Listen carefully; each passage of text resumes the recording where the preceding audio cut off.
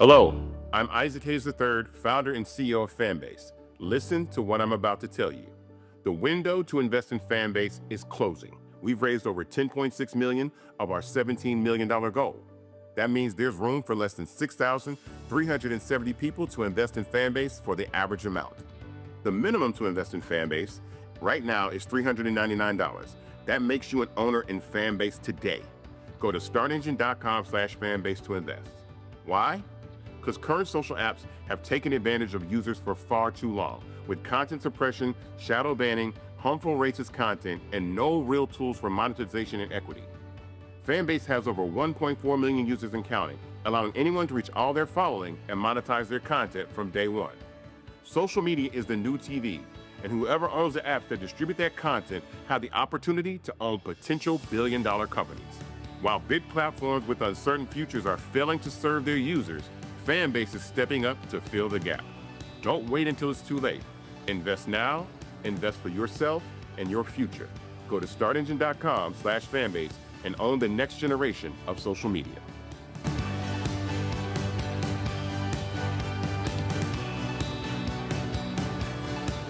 Folks, Black Star Network is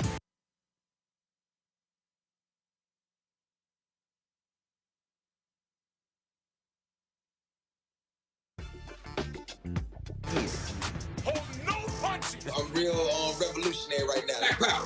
Support this man, Black Media. He makes sure that our stories are told. Thank you for being the voice of Black America, Roland. Stay black. I love y'all. All momentum we have now, we have to keep this going. The video looks phenomenal. See, there's a difference between Black Star Network and Black-owned media and something like CNN. You can't be Black-owned media and be scared. It's time to be smart. Bring your eyeballs home. You dig?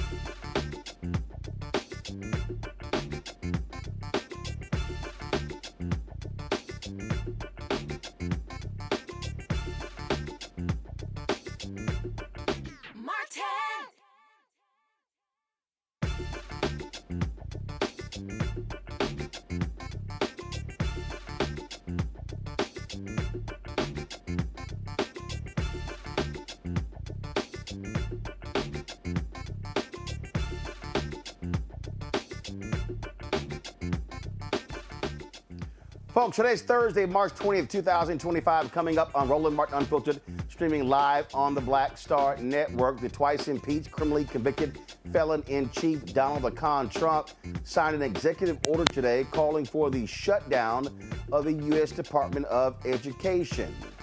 His signature doesn't mean much since abolishing a federal agency requires an act of Congress, but it certainly has ramifications, and we'll talk about those.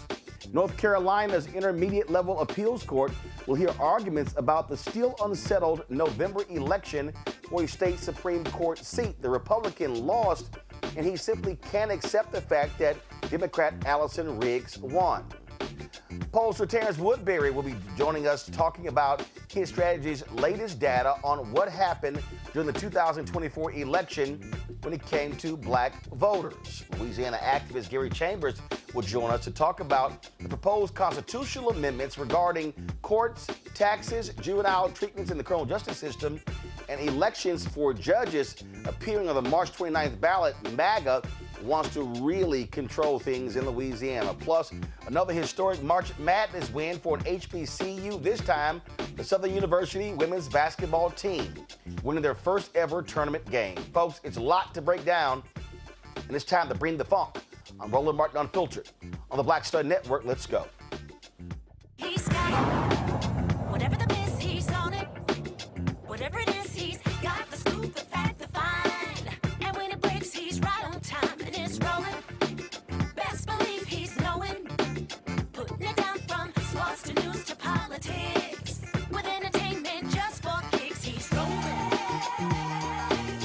It's on go, roll, y'all. It's Roland Martin, yeah.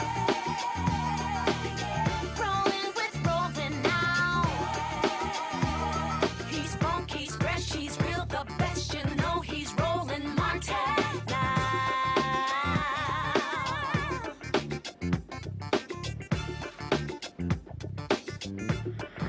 Martin. Folks, this is the twice-impeached, criminally convicted felon-in-chief Donald the Con Trump signing an executive order to facilitate the right's long-standing goal of eliminating the Department of Education. That was always the goal of the Republicans and Project 2025, and so that's what they're doing. During a ceremony in the East Room of the White House, this idiot Trump signed the order while flanked on each side by school children seated at desks. While the order recognizes that it would take an act of Congress to completely shutter the department, Trump directed Education Secretary Linda McMahon to do all she can to achieve that goal. The con man said the department will preserve useful functions like Pell Grants, Title I funding, and programs for students with disabilities. Do we have any audio of him talking? If y'all got anything, just go ahead and roll it. All right, so here's the deal. They're going to sit here, and what they're doing is, again, they want to completely gut the department. They've already laid off half of the employees. This is what they have always done and what they want to do. And again, this is what their goal has always been. My panel, Dr. Nola Haynes, she is Georgetown University School of Foreign Service out of D.C., political cis, social media, political activist out of Knightdale, North Carolina. Reese Colbert, host of the Reese Colbert Show, Sirius XM Radio out of Washington, D.C. Reese, I'll start with you. I mean, bottom line is this here. This is always what they wanted to achieve. They are blaming the Federal Department of Education for the problem with education.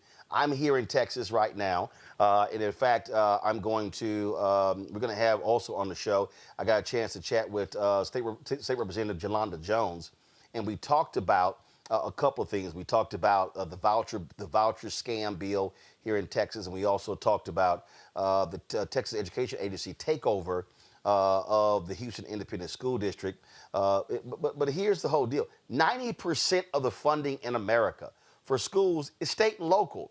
So this idea that the problem with education is all because of the Department of Education is right-wing fiction. Mm-hmm. Well, yeah, I mean, the right-wing education system has created the problem with us having lower literacy scores, lower math scores compared to other industrialized nations. Look, this is about undoing the progress since Brown versus Board of Education. This is about creating separate and unequal. It is about creating a caste system, or not creating, but entrenching a caste system in which wealthier people get to send their kids to better schools, in which underprivileged, and I use that in air quotes, underprivileged kids have no recourse for underinvestment in their areas, in their schools, where kids who have disabilities do not have any recourse in ensuring that they have equal access to education, whether that be learning disabilities or physical disabilities. And so this is about making it harder for the playing field to be leveled through education. It's also about eroding the middle class. It's about taking away investments like what Biden-Harris did by expanding public student loan forgiveness and other student loan forgiveness programs. And so this is a full-on assault on all of the mechanisms that have been put in place over decades to make education slightly more equitable in this country. The way to make more progress is not to undo the progress that's been made, but is to double down on it. And this is the exact opposite of that. Nola, people really need to understand, and again, all of these crazy, deranged people on the right, they literally have no clue. They don't even understand that the states that benefit the most from the Federal Department of Education are red states like Tennessee, South Carolina, Mississippi, Alabama, Arkansas. So they just want to just go ahead and cut their noses off to spite their face. Ooh, I am burning up about this issue. I knew it was coming. It's here. You know, as an educator, this is definitely something that my chats have been going off about all day.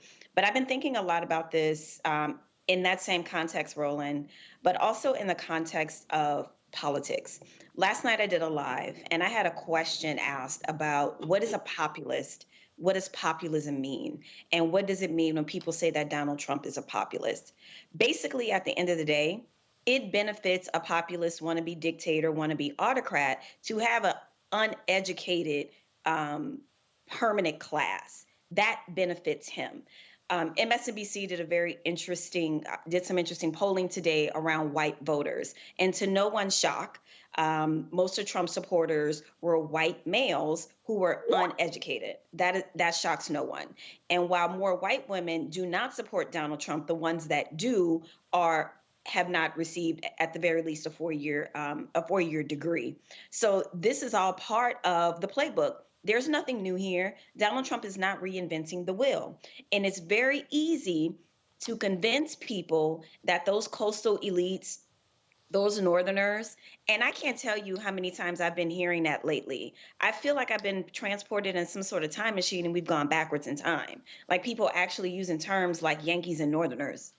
What? Where are we? But anyway, my point is they are genuinely convinced that education believes that we are the permanent enemy, and somehow that they are in on something, that they know something that we don't know, that they have the authentic information that we do not have.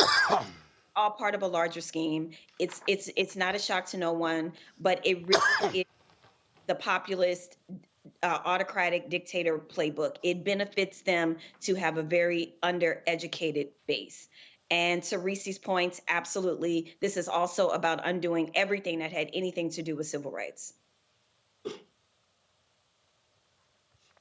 Political sis, you're in North Carolina, and the same thing. We talk about education, resources, oversight, the ability to be able to collect data. That's the other thing. They don't want to collect data. So when you talk about inequities, when you talk about the issues that we have, when you don't have the data, then you don't even know what the hell is going on. You don't even know how do you achieve parity, because they don't want that. They just sort of throw out these phrases. We're just going to send the money to the states. But these same states, these right-wingers, they don't want the data. They don't want to be able to know what the inequities are. And what we do know here in North Carolina, $1.6 billion of federal funding from the Department of Education comes here. And we know that affects kids for Title I, IDA, kids with disability. And we also know that the kids that are going to be affected the most by all of this is kids that live in rural areas. That is the data that we have right now. So also don't forget about federal loans, grants. So we're talking about community colleges. We're also talking about how this is going to impact teachers on a community college level, which I work at a community college. So I think I want to go back. I may be moving too far ahead, but when Chuck Schumer, what he did, this is why I say, with all due respect, let the motherfucker burn. That's how I look at it. Because we have said this is what's going to happen. It is going to impact us the most. But it seems like the only damn way that this country is going to pay attention is if this country falls a little.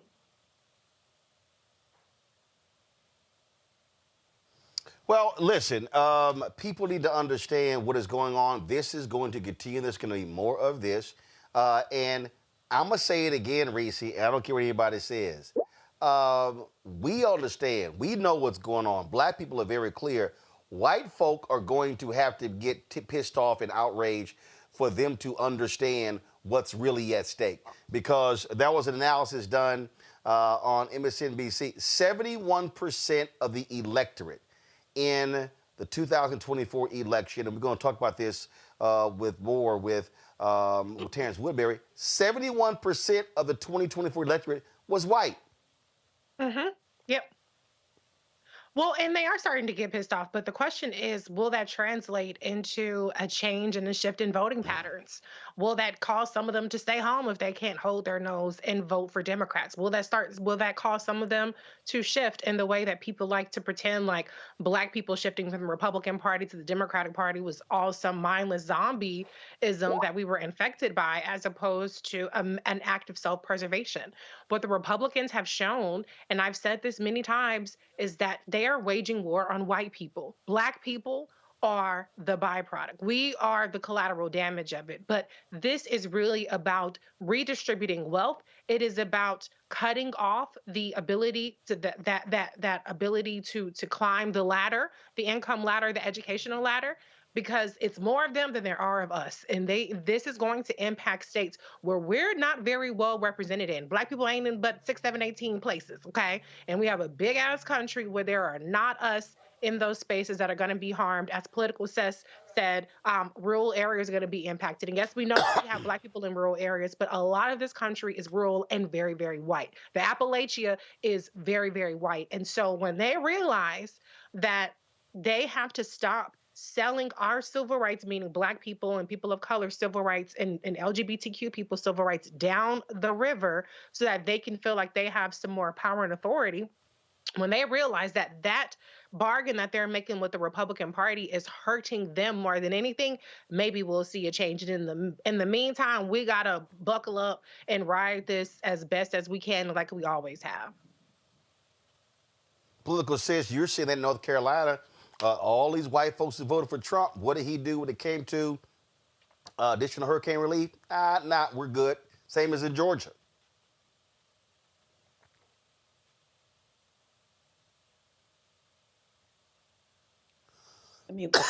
You're on mute. You're on mute.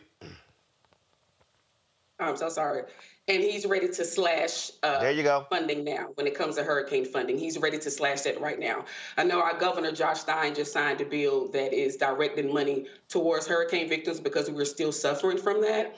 But yeah, it's going to be a great impact. They do not see it yet. Some are seeing it, but like Reese said, it's a matter of how many people, how long is it going to take?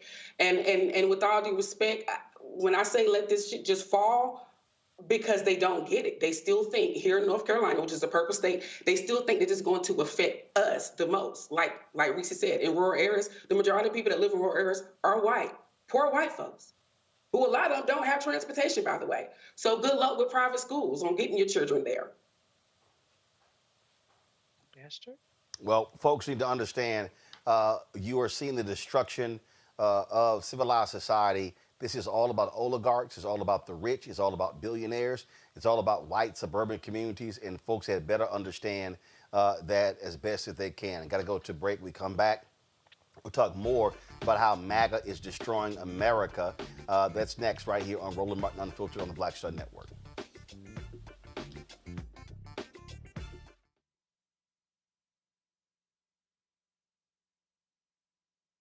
We begin tonight with the people who are really running the country right now. Now, Trump is often wrong and misleading about a lot of things, but especially about history. Donald Trump falling in line with President Elon Musk. In the wake of the unsettling news that MSNBC has canceled Joy Ann Reid's primetime show, The Readout, Roland Martin and the Black Star Network would like to extend an invitation to all of the fans of Joy Ann Reid's MSNBC show to join us every night to watch Roland Martin Unfiltered, streaming on the Black Star Network for news, discussion of the issues that matter to you, and the latest updates on the twice-impeached, criminally convicted felon-in-chief Donald Trump and his unprecedented assault on democracy, as well as co-president Elon Musk's takeover of the federal government. The Black Star Network stands with Joy Ann Reid and all folks who understand the power of black voices in media. We must come together and never forget that information is power. Be sure to watch Roland Martin Unfiltered weeknights, 6 p.m. Eastern at youtube.com/Roland S. Martin or download the Black Star Network app. This week on The Other Side of Change. We're digging into the immigration crisis that's happening here right now. It can impact each and every one of us. We're going to break down the topic of this constitutional crisis that is being led by the Trump administration and what you, as ordinary citizens, can do to speak up and speak out to fight back. This is The Other Side of Change, only on the Black Star Network.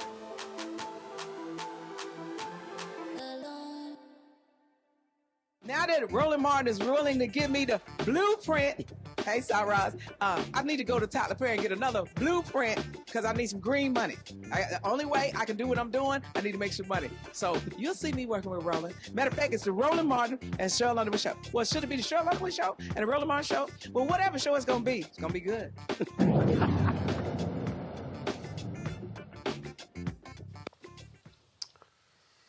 So, folks, I'm here in Texas. Yesterday, I was in Austin, the state capital, where there was a conversation on the floor regarding the issue of DEI. Now, let's be clear. When MAGA talks about DEI, we know it's a dog whistle. They mean black. The discussion is taking place nationally with the idiots in Washington, D.C., but you're seeing it happen on the state level, the county level, the city level as well. One of the truly dumbest individuals in the Texas State House is Brian Harrison. This white nationalist, his mission is to remove all diversity, equity, and inclusion funding across Texas agencies. It's being met by resistance from Democrats and some Republicans. So here is this fool, Harrison, explaining why he is leading the DEI budget slashing efforts in Texas. am a liberty person. We have gotten far away from the principles and the values that made our state and our country great, of limited government, low taxes, low regulations, maximum individual freedom, free markets, private property rights. And here's what I can never, and I wish every elected Republican would remember this. As government expands, liberty shrinks. My name is Brian Harrison. I'm really proud to represent hundreds of thousands of Texans in the Texas House of Representatives, a position that I've held for about 3 years, ever since I returned home to my home state of native Texas, where I grew up, right on the heels of serving President Trump. I was in his administration for the first term. So when I came home to Texas and ran for office here and got elected, I was in absolute shock to learn that the state of Texas not only still has DEI, but that we are funding DEI programs to the tune of billions of dollars. You know, when I got elected, I was excited to lock arms with all these elected Republicans in Texas, because I believed every elected Republican in Texas was fighting as hard for freedom and liberty as those of us in the Trump administration were. And I was shocked to learn that while we have a reputation for freedom and liberty, in many ways, we're just coasting on that reputation. I said, I'm not going to sit here. I'm not going to be silent, and I'm going to cut this off at the source. And I think the best way to do that is to starve it by cutting off all the funds that are going to DEI, because my constituents, they're already overtaxed. Many of them are being taxed out of their homes, and the last thing they want their hard-earned tax money going to pay for is woke, Marxist, facially discriminatory DEI policies. I think it violates the plain language of Title VI and Title VII of the 1964 Civil Rights Act. And depending on how these various DEI policies are being implemented, it is absolutely clear that it is illegal to discriminate against people on the basis of their race or on the basis of their gender. And some of these programs that I have uncovering, including... I'm sorry, I couldn't listen to more of that bullshit. Now, this is the individual. Remember when we played the video of the sister who was the chair of the Texas Water Development Board? Remember we played that video? Well, remember when she broke down in tears because she was being defended by a black state rep? Brian Harrison was the asshole who was questioning her. So just understand what we're dealing with here. And you know, this is a moment, Nola, where I really need African Americans not to play this BS game that these people love. Because let's be real clear. With the impeccable credentials of Supreme Court Justice Ketanji Brown Jackson, they call her a DEI hire. You can be a black woman or a black man who's the CEO of a Fortune 500 company. They're going to call you a DEI hire. And so here's what we do. And I get it. The natural reflex for many of us is to defend ourselves by citing our credentials. I have this degree. I have this degree. And then what we do is we fall into the same trap of I went to Harvard. I went to Yale. These white races, it doesn't matter. You could literally sit there and say, I have 3 PhDs as a rocket scientist, and they're going to say, you're still a DEI hire. So we need to be fortifying black folk to, first of all, say with all of your chest, kiss my ass. I'm not about to start reciting my credentials to white racists who have no respect for the credentials, because they're going to say, oh, well, you got into college, you got a scholarship, you got these things. I told y'all the story of my sister. They were at a baseball game or a soccer game or something, and she mentioned her son got a scholarship to Seton Hall, and one of the white women went, well, my blonde-haired daughter likely is not going to get one of those. My sister said, well, guess what? At the welcome reception, it was a whole lot of other blonde-haired, blue-eyed kids who were there with their parents, so maybe your daughter needs to study harder. That's the kind of energy we have to fire back at these folks, because they don't care. They don't see white mediocrity. In their minds, I need everybody who's watching and listening to understand, in their minds, any job that a black person has, they believe that's their job. They believe that they were taken. Remember the white girl, Abigail Fisher, who sued the University of Texas? And then when they went to the Supreme Court, they discovered that, oh, Black and Latinos didn't take your spot. It was other white kids who had less credentials than she did. And that's just how they think. So you're never going to get one of these white racists to go, oh, you know what? You're right. You are talented. You do have the credentials. And so we just need to fortify our people to not always go into that mode of, well, if I can show them and prove to them how smart I am with all my credentials. The white racists don't care. No, they don't. The credentialing game does not work. It absolutely does not work because, to your point, it's not about that. We can go, I was listening, I could only listen to him for so long before I muted him. But what was so interesting about what he was trying to sell the people in Texas is this idea of liberty and freedom. That is, when I talk about the playbook, there's nothing new in the playbook. There is a situation in history when Benjamin Franklin went to France trying to get them to fund our war against Britain, right? So we could so-called have our freedom. France repeatedly remind them, y'all have slaves though. So this idea of freedom and liberty has never applied to anybody here that looks like us.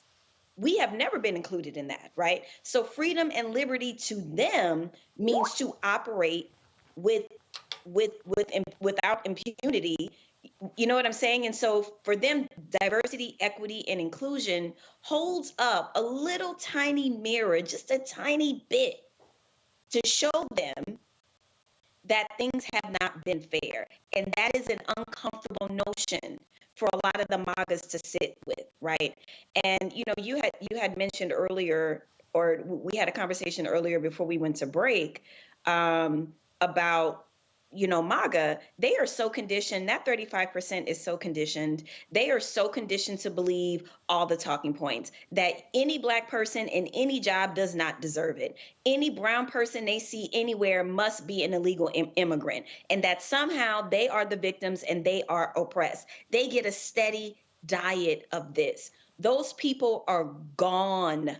They are beyond radicalized. This is a lifestyle. This is a culture. They are gone. I'm not interested in trying to meet them where they are. It's not going to happen. And I'm not going to waste my time, my energy, my lip gloss. I'm not. They are a done deal. Political says, I referenced this NBC poll a little bit earlier, and they talked about where white voters stand, and the group that loves Donald Trump the most are white men with no college degrees. The second group that loves him are white women with no college degrees. Now, white men with college degree, it's like +1 or +2%, but the group that hates him the most is really white women with a college degree. When you talk about DEI, guess what? White men with no college degree, number one, who wants to get rid of it. White women with no college degree, number two. In a large number, white men with college degrees wants to get rid of it. What's the only group of white America that actually supports DEI? White women with college degrees. Because white women with college degrees have been the greatest beneficiary of affirmative action programs. But here's the thing that I find to be interesting, political sis, and maybe you, so we got an all-female panel here. Can y'all help me out? I don't see a lot of these white women defending diversity, equity, and inclusion. Do y'all? Well, let's keep in mind, it is a lot of... Oh, go ahead. I'm so sorry. Go ahead, Reese. Oh, no. It's you. You're up next. Okay. Political sis, go ahead. You have white women who... I think their focus is they just want to focus on their husbands, right?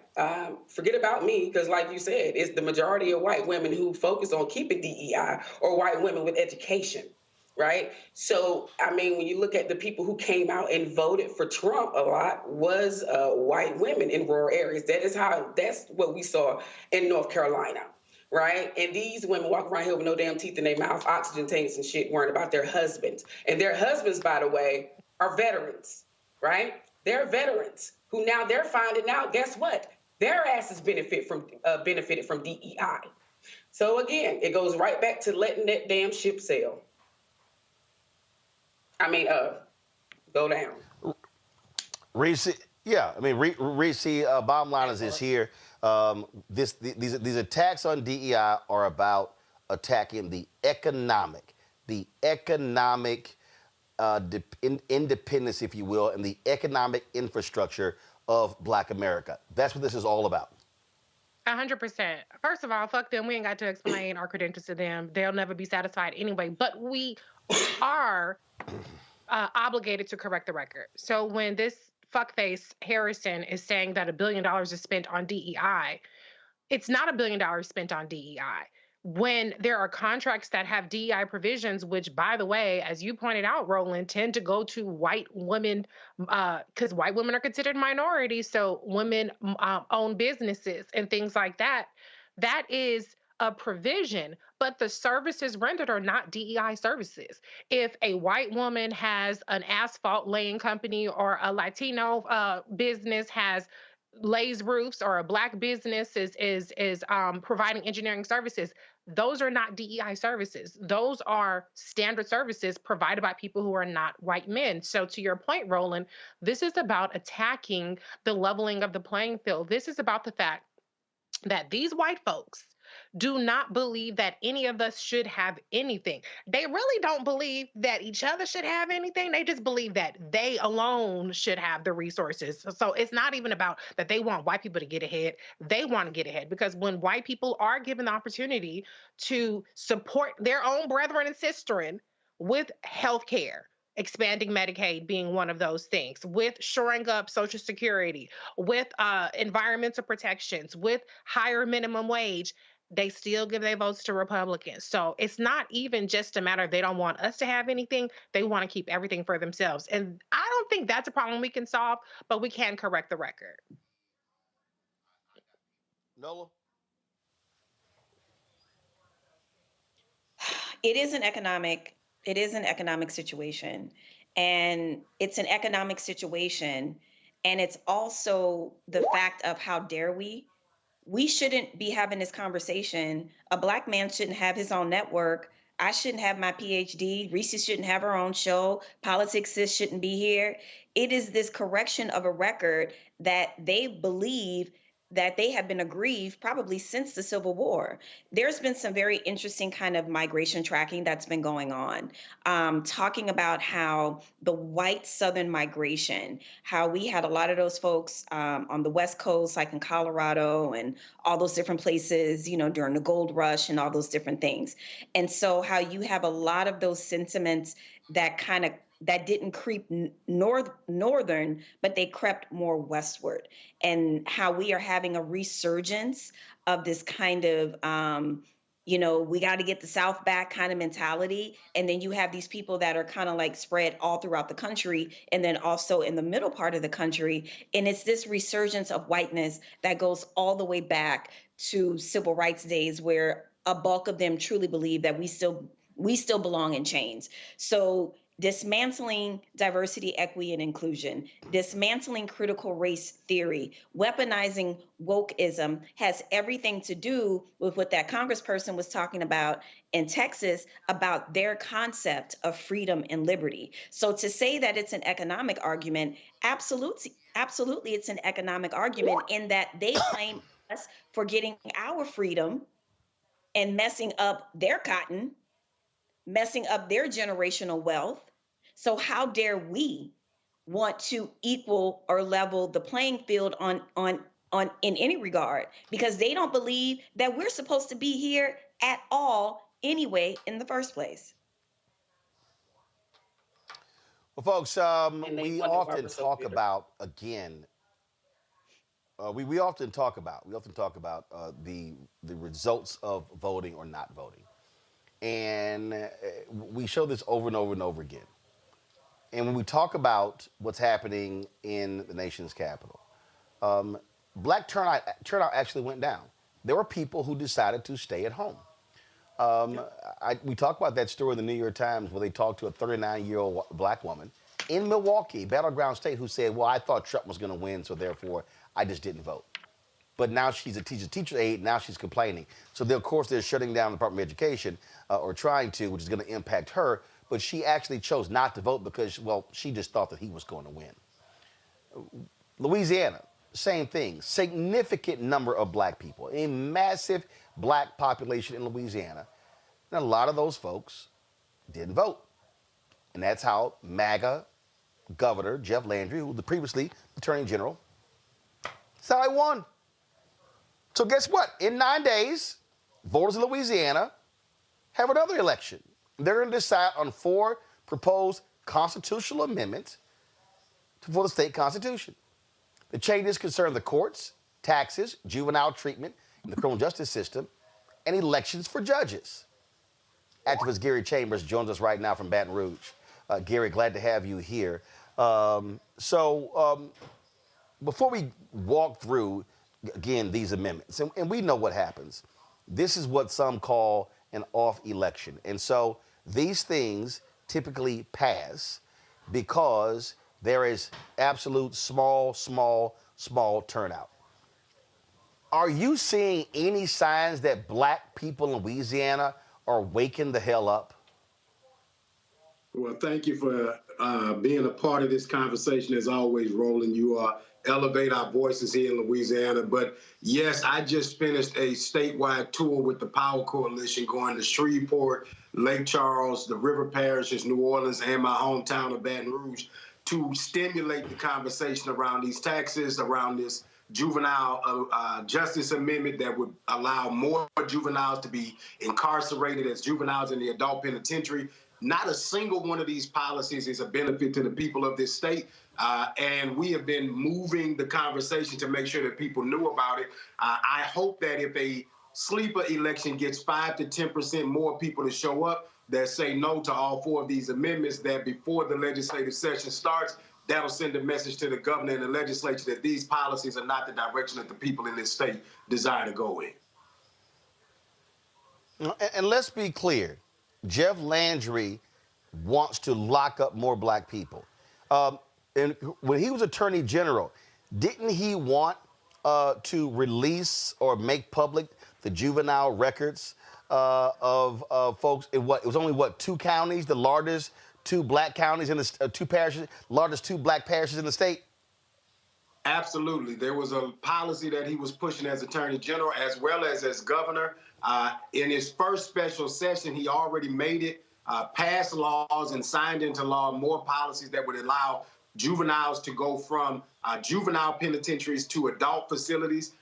He is building more juvenile prisons as we speak. There's putting millions of dollars to the side to build juvenile detention facilities.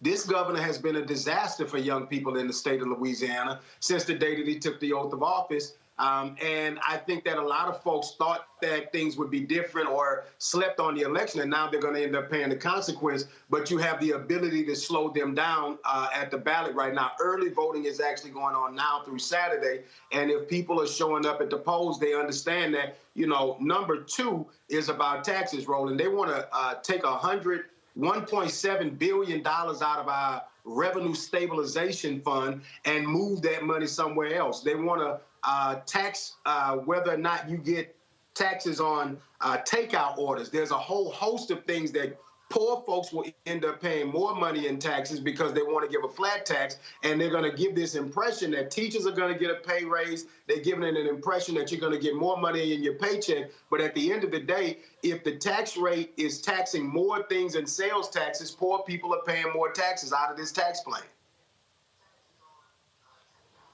All right, so walk us through these 4, and from your point of view, how should voters, especially black voters, be voting on each one of these constitutional amendments? Just take us through 1 through 4.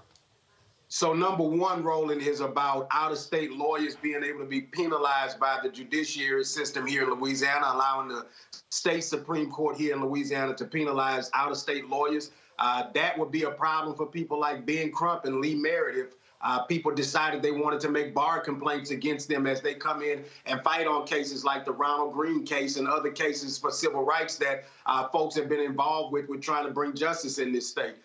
Constitutional Amendment number 2, and to be clear, on number 1, if you are an out-of-state lawyer and you violate our policies, there's already a procedure to go through to penalize those lawyers. Number 2 is a complete restructuring of our tax system here in Louisiana. Now, we do have a broken tax system here in the state of Louisiana. We have the highest sales taxes in the country, but this would give us a reduction in income taxes in some ways, but that reduction would end up in higher sales taxes than we already have. And we know that people who are poorer or have less money will be impacted by that more. So if you make $350,000 a year and this tax plan goes into place, you may not feel anything other than more money in your bank account. But if you make $50,000, $60,000 a year and they're taxing your takeout services, they're taxing your subscriptions, they're taxing more things, these things will cost you more money in the end because of the sales tax that's attached to what is going on.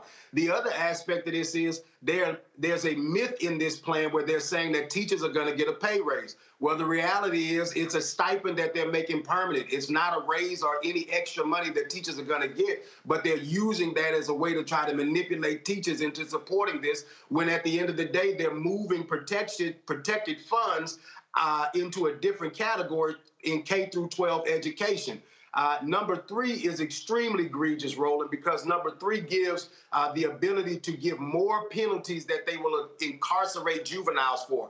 Now, if you're a juvenile and you commit murder, rape, or certain violent crimes, you already will be charged as an adult. This would take the Constitution and allow them to take those charges out of the Constitution. And so if a kid is at school, the kid happens to pick up his friend's cell phone, they say they stole a cell phone, the kid steals a cell phone, that kid could be then charged as an adult for a $500 theft in any situation, depending on the parish that you're in.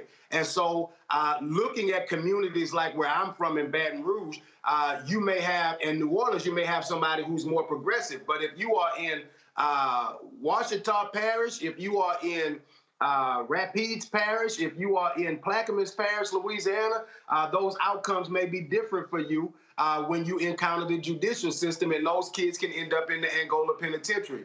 And the 4th Constitutional Amendment gives the ability for races for judge to happen sooner if a vacancy happens on the judiciary. The reason that's a problem is a sleeper election just like this one would be able to elect judges when instead of putting them on the largest turnout election to come. So you got an election that just happened for a state senator here in Louisiana where 9.5% of the people in the district showed up to vote in that election. Another district where 14% of the people showed up to vote in that election. There are people in power who want these low turnout elections because they get to determine who wins those races. That is not good for democracy. It is not good for the judiciary. It is not good for justice or the people of Louisiana, Roland. Questions for my panel. Political Sis, you're first.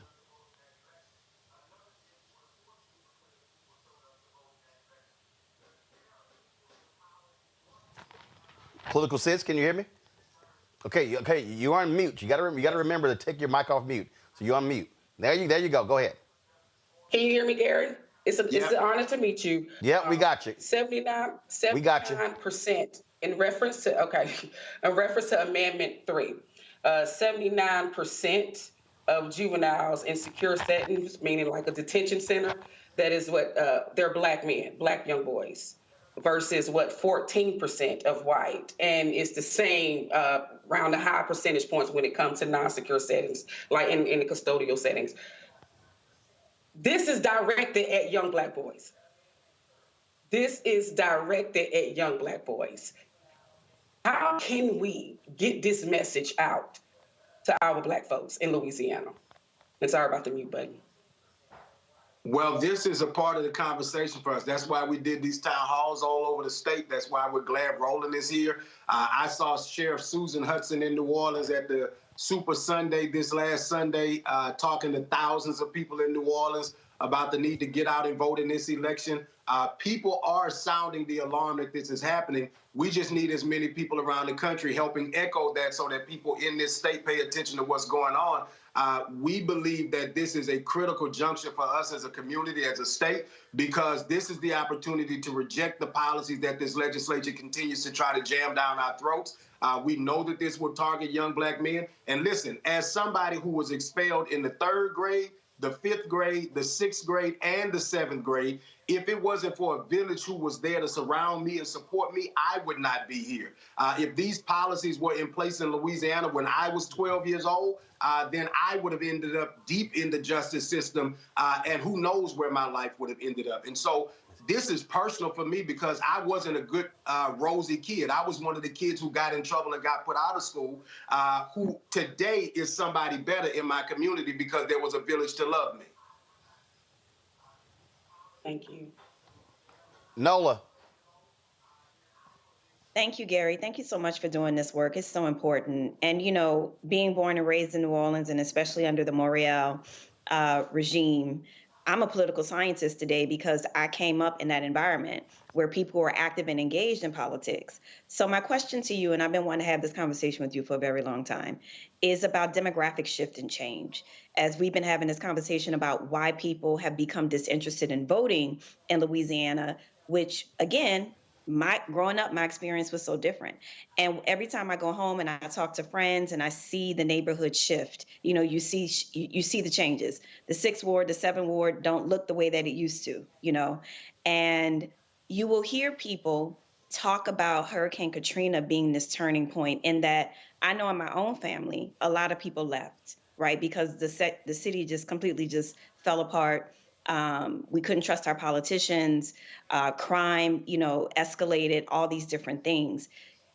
Is some of this what we are seeing, this kind of apathy regarding voting, does it have something to do with demographic shift? Because I've really been trying to figure out, like, what was that major shift from the 80s to now? You know, and I know that that's a big time span, but constantly, every time I go home, people will always talk about Katrina being a defining moment where a lot of Louisiana shifted and changed. And I'm just curious, would you agree or disagree with that? I think that that is an interesting perspective. I definitely think that demographic shifts impact the culture of the vote at the time. It definitely impacts who's stimulating the conversation and how that moves. I think we have enough black folks in this state that we could be turning out. What I think impacts us the most is a level of disenchantment that turns to resentment, and that resentment turns to apathy. If my elected leaders continue to ignore the issues that are most important to me, the same way Chuck Schumer is ignoring the majority of his base right now, saying that they want to see a fighter, then the only way a voter can make a politician pay is not to support them, to support another candidate or not to show up. If they feel like you aren't showing up for them in a meaningful way, then why should they show up to vote? And there's a lot of people who feel like government is not impacting my life in the ways that I would like to see it. So therefore, I am not going to participate in the process that is not benefiting me. Now, is that a perspective that is beneficial to us as a collective? No, because there's a whole host of things that government is doing that we need to be we need to be consistently fighting to make sure this stays in place, such as our civil rights that are now being eroded away. However, for young people who have no connectivity to a lot of these things, and for people who are disconnected from the process, civil rights are not the number one issue for them. Economic rights are. And we are not, as a collective, putting a grip on an economic policy for our community in a way that I think makes them bite the bullet and show up. Reese. Thank you. Gary, I appreciate the work that you do, and you're the name I always invoke when I talk about how we have the capacity to make the difference in these elections. Can you talk a little bit about the amendment around the judiciary and how this is part of a pattern we're seeing around Republicans to take away the self-governance, the ability to have a judiciary actions be influenced by electeds that people are electing locally as opposed to statewide or appointed judiciary oversight, that this amendment would help, shift the balance of power away to, sorry. I'll give you an example. Here in Baton Rouge, Black Democrats in the last 2 election cycles became the majority of the judges in the 19th JDC, which is the local court system here in Baton Rouge. Well, if you have a judge that is removed or vacant for any reason, then you move the date of the election up. That helps the person with the most money win those races. What has helped Black judges in a lot of cases here in Baton Rouge is if all of the judges are on the ballot at the same time, they are all raising money at the same time. And even if you don't have the most money, you can be competitive because there's a bunch of other Black judges on the ballot. When you're the only Black judge and you're struggling to raise $50,000 to be competitive in a race where somebody else may have $150,000 at the drop of their hat, that means that that person is more competitive. It means that they get the majority on the local bench. And when they have the majority on the local bench, they determine the makeup of the court, what the court looks like, and how the court activates within your local community. That's the same makeup problem that other parishes that are majority Black would face in this situation. And these are methodical ways that conservatives use policy in order to tweak the balances of power in their favor by making sure that there are as few as people possible showing up in these local elections. All right, then. So, Gary, early voting is happening right now. When does it end? This Saturday is the last day to early vote, and then Election Day is March 29th. Well, Black folks, this is where we must show up and show out. And this is real simple. You cannot complain about what Jeff Landry is doing and his MAGA attorney general and Republicans now have a supermajority if you don't vote.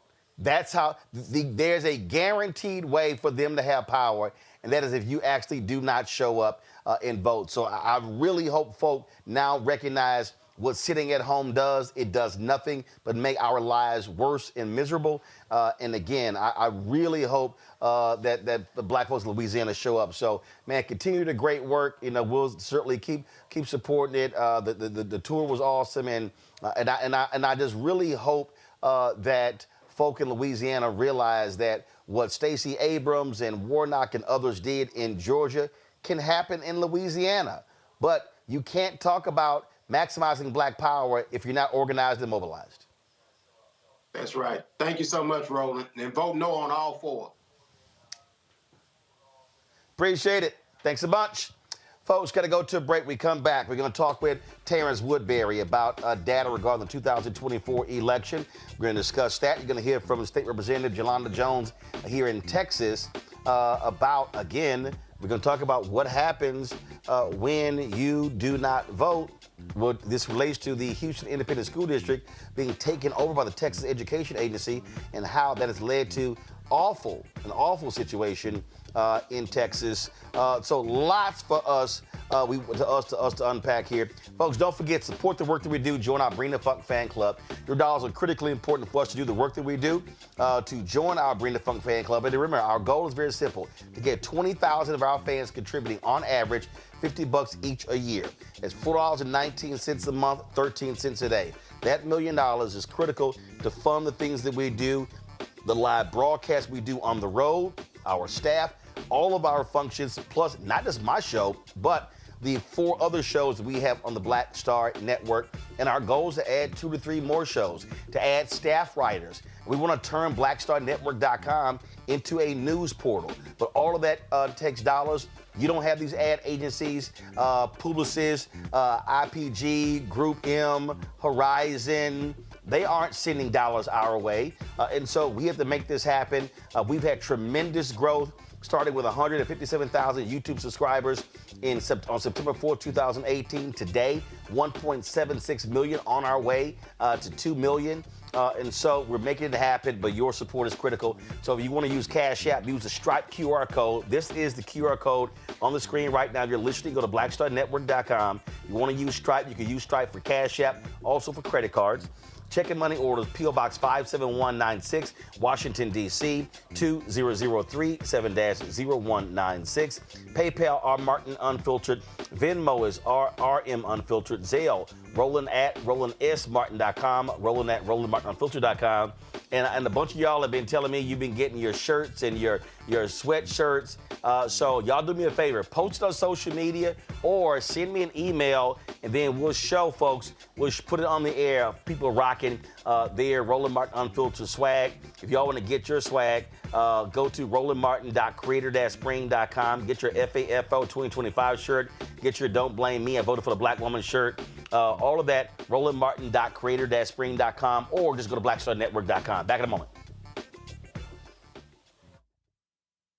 Next on the Black Table with me, Greg Carr. We look at the history of emancipation around the world, including right here in the United States, the so-called end of slavery.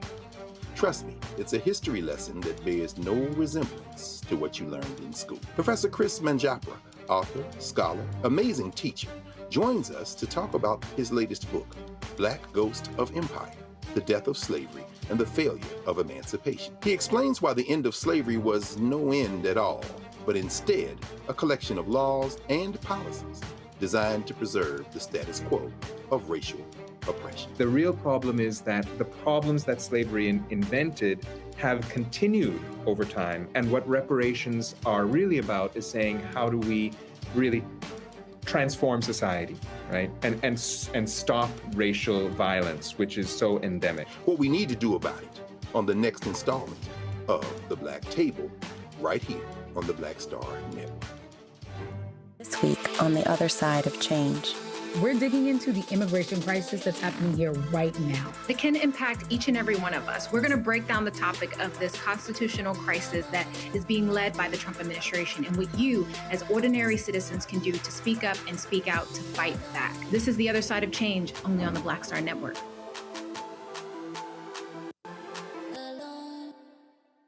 Hello, I'm Jamia Pugh. I am from Coatesville, Pennsylvania, just an hour right outside of Philadelphia. My name is Jasmine Pugh. I'm also from Coatesville, Pennsylvania. You are watching Roland Martin Unfiltered. Stay right here.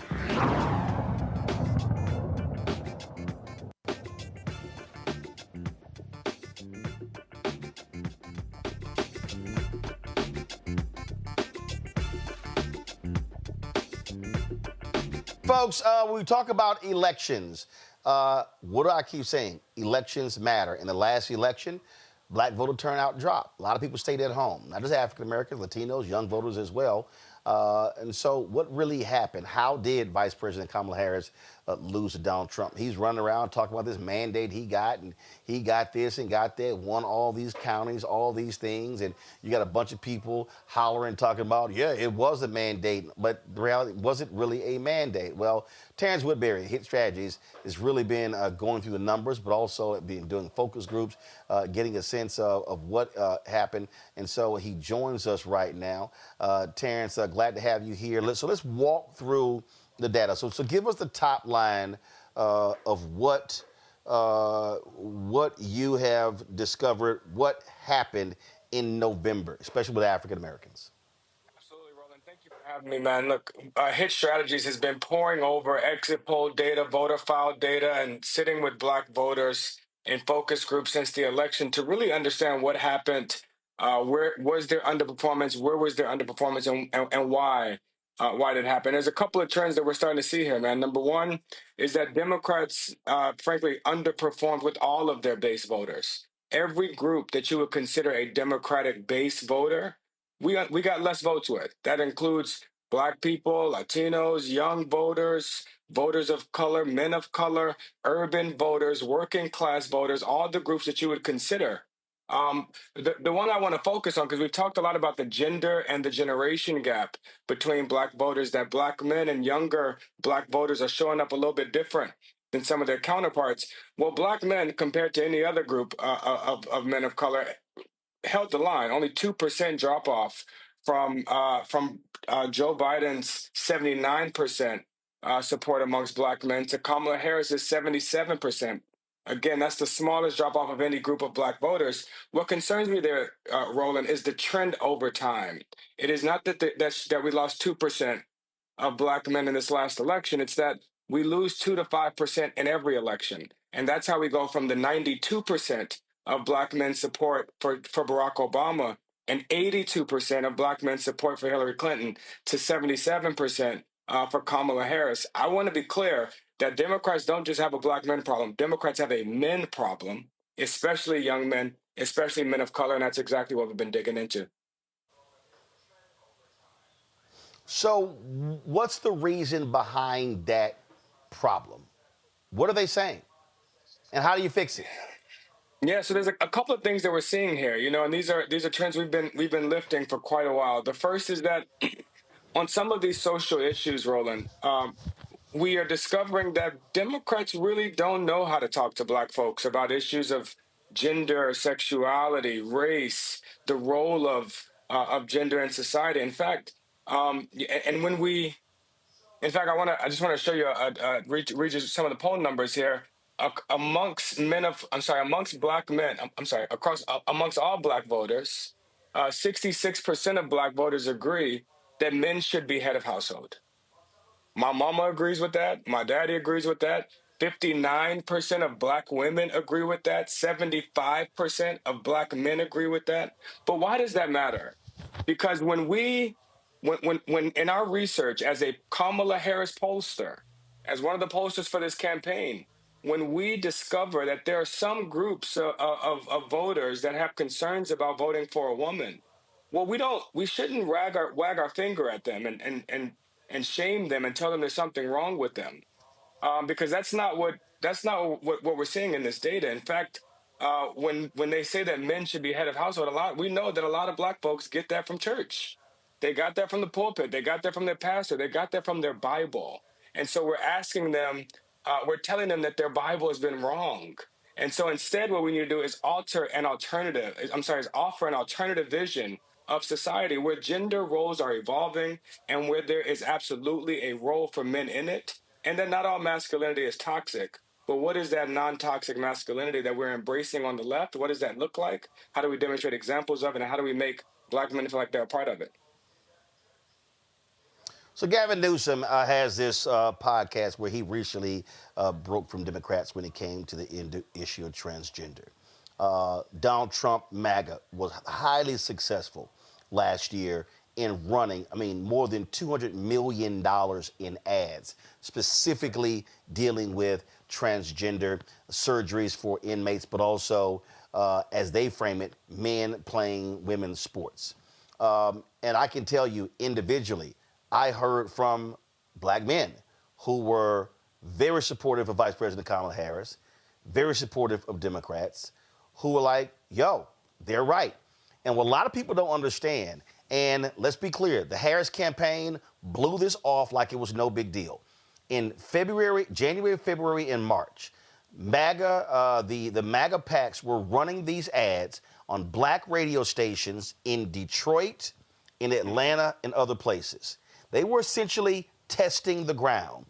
They came back awesome. What then happens? That clip of Charlemagne and DJ Envy saying, I don't want transgender prisoners getting surgeries, was the second most effective ad out of all the ads that Trump and MAGA ran.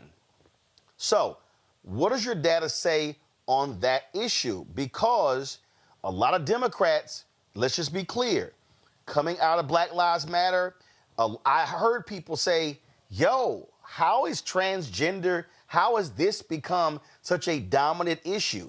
Is that also one of the cultural issues you're seeing show up in your research? Yeah, that's exactly right, Roland. I'm glad you brought this up because there was some misperceptions about that Trans Ad. I'm glad you described it the way you did because a lot of people remember that very famous tagline, "She's for them and they, and I'm for you." But what they often forget there is that it wasn't just about trans folks. It was about using tax dollars to pay for trans surgeries. And what we're seeing in our data is that the zero sum politics that really does represent Donald Trump, that for you to get that for other people to get more, you have to get less. Well, we're seeing that in our data. In fact, 59% of Black voters believe that the gains of the LGBTQ community come at the expense of the Black community. 59%. 64% of Black voters believe that the gains of the Latino community come at the expense of the Black community. But I want to correct some misperception here. When I see those numbers, 59% of Black folks saying that they agree with that LGBTQ gains come at their expense. That's not an anti-LGBTQ number. That's not an anti-trans, anti-gay number. What I see there is a pro-Black response that when I look at the Black community, I see that we're not getting what we need. And folks that are feeling that pain in their communities need a reason for it. This is just, basic human psychology. When I said this on a podcast recently, that when your life sucks, you want to understand why it sucks. And if the person asking for your vote can't tell you why it sucks, then how can they unsuck it? And so Donald Trump came along and told groups of people that the reason that they're feeling this pain in their communities is because another group is getting more, is because immigrants are taking Black jobs, is because trans people are taking your tax dollars. Well, what Democrats have to do is, one, we need to learn how to talk about some of these hot button issues in ways that resonate with Black folks, but we also need to give people a reason for their pain. Why don't you have what you need? Why does your kid's school not have what it needs? Why does your community not have the resources that it needs? And if it's not going to be because of trans people, and it's not going to be because of immigrants, and it's not going to be because of DEI, then what reason are Democrats going to give? And I think our data gives us some daylight on where we need to go here, because the next question the next data point I want to point out here is that, and this is amongst all voters, not just Black voters, 73% of Black people, 73% of registered voters believe that greedy corporations and billionaires have rigged the system to keep themselves rich. 73%. And so while the MAGA and Trump are telling communities of color and immigrant communities and LGBTQ communities that all of their problems are because of other people, at the same time that he's giving the keys of the kingdom to Elon Musk, the richest man in the world, at the same time that Donald Trump's cabinet is the wealthiest cabinet in the history of America, worth over $700 billion inside of Donald Trump's cabinet, if you include Elon's $400 billion, which has dropped rapidly due to some of the protests of the communities we're talking about.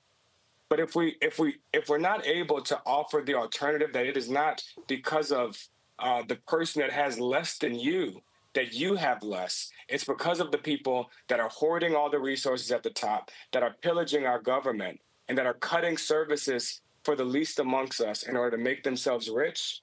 I could tell from the data, Roland, that not only Black folks, but Americans will believe that, and we can begin to mobilize the multiracial coalition that is being splintered by these zero-sum politics. So your biggest three takeaways, you said that in number three, voters trusted Trump on the issues they cared about the most, the economy and immigration. I bet they sure as hell are regretting that. But let me break that down. First of all, 10 of the last 11 recessions, Republicans. The Republicans have messaged their way into getting people to believe they're great for the economy. No, they're great for major corporations and tax breaks. They're not great for the economy. And the reality is Biden-Harris is better. They were just horrible at the great things that they actually did. Even on immigration, Biden was even right now, Biden was deporting more people every week than Trump is. But here's the difference. Biden didn't have his Department of Homeland Security secretary out there playing dress up doing photo ops, photo shoots in gear. I mean, she wearing every damn piece of swag they got in Homeland Security. What Donald Trump has done, and this is also tied to messaging, he has turned immigration, deportations into a television show. The Democrats, Biden-Harris, they did it quietly. And so this is one of those things, it shows you that, wait a minute, Biden-Harris, you were deporting more people than Trump actually is. Hell, Trump fired, I forgot which department, because they weren't deporting fast enough. They were still behind. But the difference is they are showing it, they are messaging what they're doing, whereas Biden-Harris did not. Just talk about that. Your assessment of that. That's exactly right, Roland. You know, Democrats really have to get into the game of political theater. You know, I've argued for a long time that our politics are post-policy. Americans agree with us on policy. Black folks agree with us on policy. Young people, people of color, men of color agree with us on policy, from gun control to immigration to I'm sorry, not immigration. That's the only one. Immigration, economy are the only ones that they don't agree with us. But on all of these issues, healthcare, student loans, gun control, climate, they agree with Democrats overwhelmingly on policy. We are losing them on the storytelling. And a part of that is because we're not lifting up the stories of the folks. Even at this moment, at this very moment, Donald Trump's approval rating today is higher than it was in his first term, higher amongst all voters, but even twice as high amongst Black voters. In Donald Trump's first term, he had a 15% approval rating from Black folks at this time in his first term. And now Donald Trump has a 32% approval rating amongst Black folks. And that's because we're not connecting the dots on how the actions that he's taking are hurting Black communities, are hurting Black people. And a lot of that does come with the showmanship. I want to read you a stat here that I believe represents where Black folks would like to see the Democratic Party going. When we ask this question, which of the following statements is closest to your opinion? 22% of Black folks believe that Democrats should keep their heads down and allow Donald Trump to fail and prove that he is incapable of governing. 22% believe that. 78% of Black folks, the overwhelming majority, almost 80%. That's like everybody that's almost everybody that you know. 80% believe that Democrats need to fight back as often and as visibly as possible. The visibly part. So basically, Black people are saying, James Carville, you know what the hell you talking about. Yeah, that play dead shit is for the birds. Black people want to see less James Carville and more Representative Al Green and the courage that he showed when he stood face to face with Donald Trump and told him that he didn't have a mandate. You're number two. You said Harris lost, but Dems did not get wiped out. Can you tell Stephen A. that? I mean, all these people are running around. Oh, my God, Dems got destroyed. They got crushed. And I'm like, no, they didn't. They literally almost won the House. And this is the problem when people act like the entire House is burning. It's actually not. It wasn't a mandate. The reality, I mean, we're talking about the shifts that she could have actually won, but when you had all these factors at play, Biden in the debate, him dropping out in July, I mean, you had all, frankly, Biden insiders trashing Harris in 2021, 2022, 2023, 2024, causing her numbers to go down as well. The reality is she almost pulled it out. That's right. That's exactly right, Roland. Look, Kamala Harris was able to close a double-digit deficit. Joe Biden was down double digits in battleground states. He was down more than 20 points amongst young people, almost 20 points amongst Black people. Kamala Harris joining the ticket closed that gap in just over 100 days. She was able to close that gap. And in fact, she won 73 million votes. That's the second most votes ever by a presidential candidate, second only to the person that beat her in the same election. That means that Kamala Harris got more votes than Joe Biden when he won. She got more votes in Georgia, in North Carolina, in Michigan than Joe Biden got when he won. And so this idea that there's a mandate, if anything, I would argue that there's a that the country is split and there's a mandate for the other half for the other half of the country that didn't win, that there's a mandate for us to start representing the opposition and not the minority. That folks that have, regardless of what party you're a part of or who you voted for, if you see what's happening and disagree, you are in fact a part of the opposition. That was 73 million people that saw this, the MAGA shit that he was presenting, and said no. And that is a growing coalition, including 10% of Republicans who voted for him and disapprove of the job that he's doing. And so there's an opportunity here for Democrats to really mobilize this growing opposition of folks that would like to see more Democrats fight back as much and as visibly as possible and not roll over and play dead the way James Carville is encouraging them to.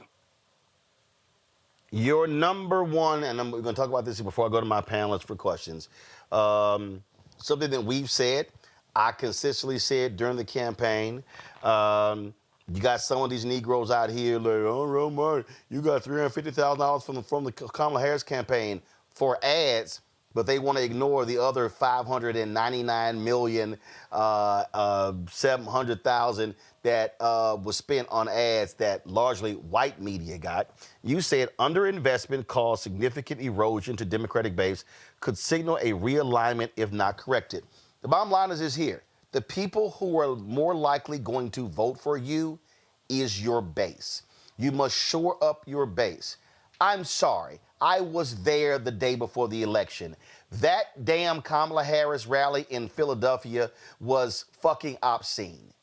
It was obscene. And I mean, I was standing there, we're covering it, and I'm like, I wonder how much all of this costs and if they put this much money into the ground game in Philadelphia alone. When we were in Houston, I'm born and raised in Houston. I love my city. But the rally before the election in Houston was dumb. It was dumb. And I'm sitting there going, I wonder how much has been put. The fact of the matter is that the Democrats, and this is white Democratic strategists, white Democratic media strategists, white people who run campaigns. And I'm going to say this. You don't have to say it. You don't have to nod your head. You don't do any of this, but I'm going to go ahead and say it. The reality is this here. Jen O'Malley Dillon, initially Anita Dunn, who got booted by Kamala, but she was with Joe's campaign.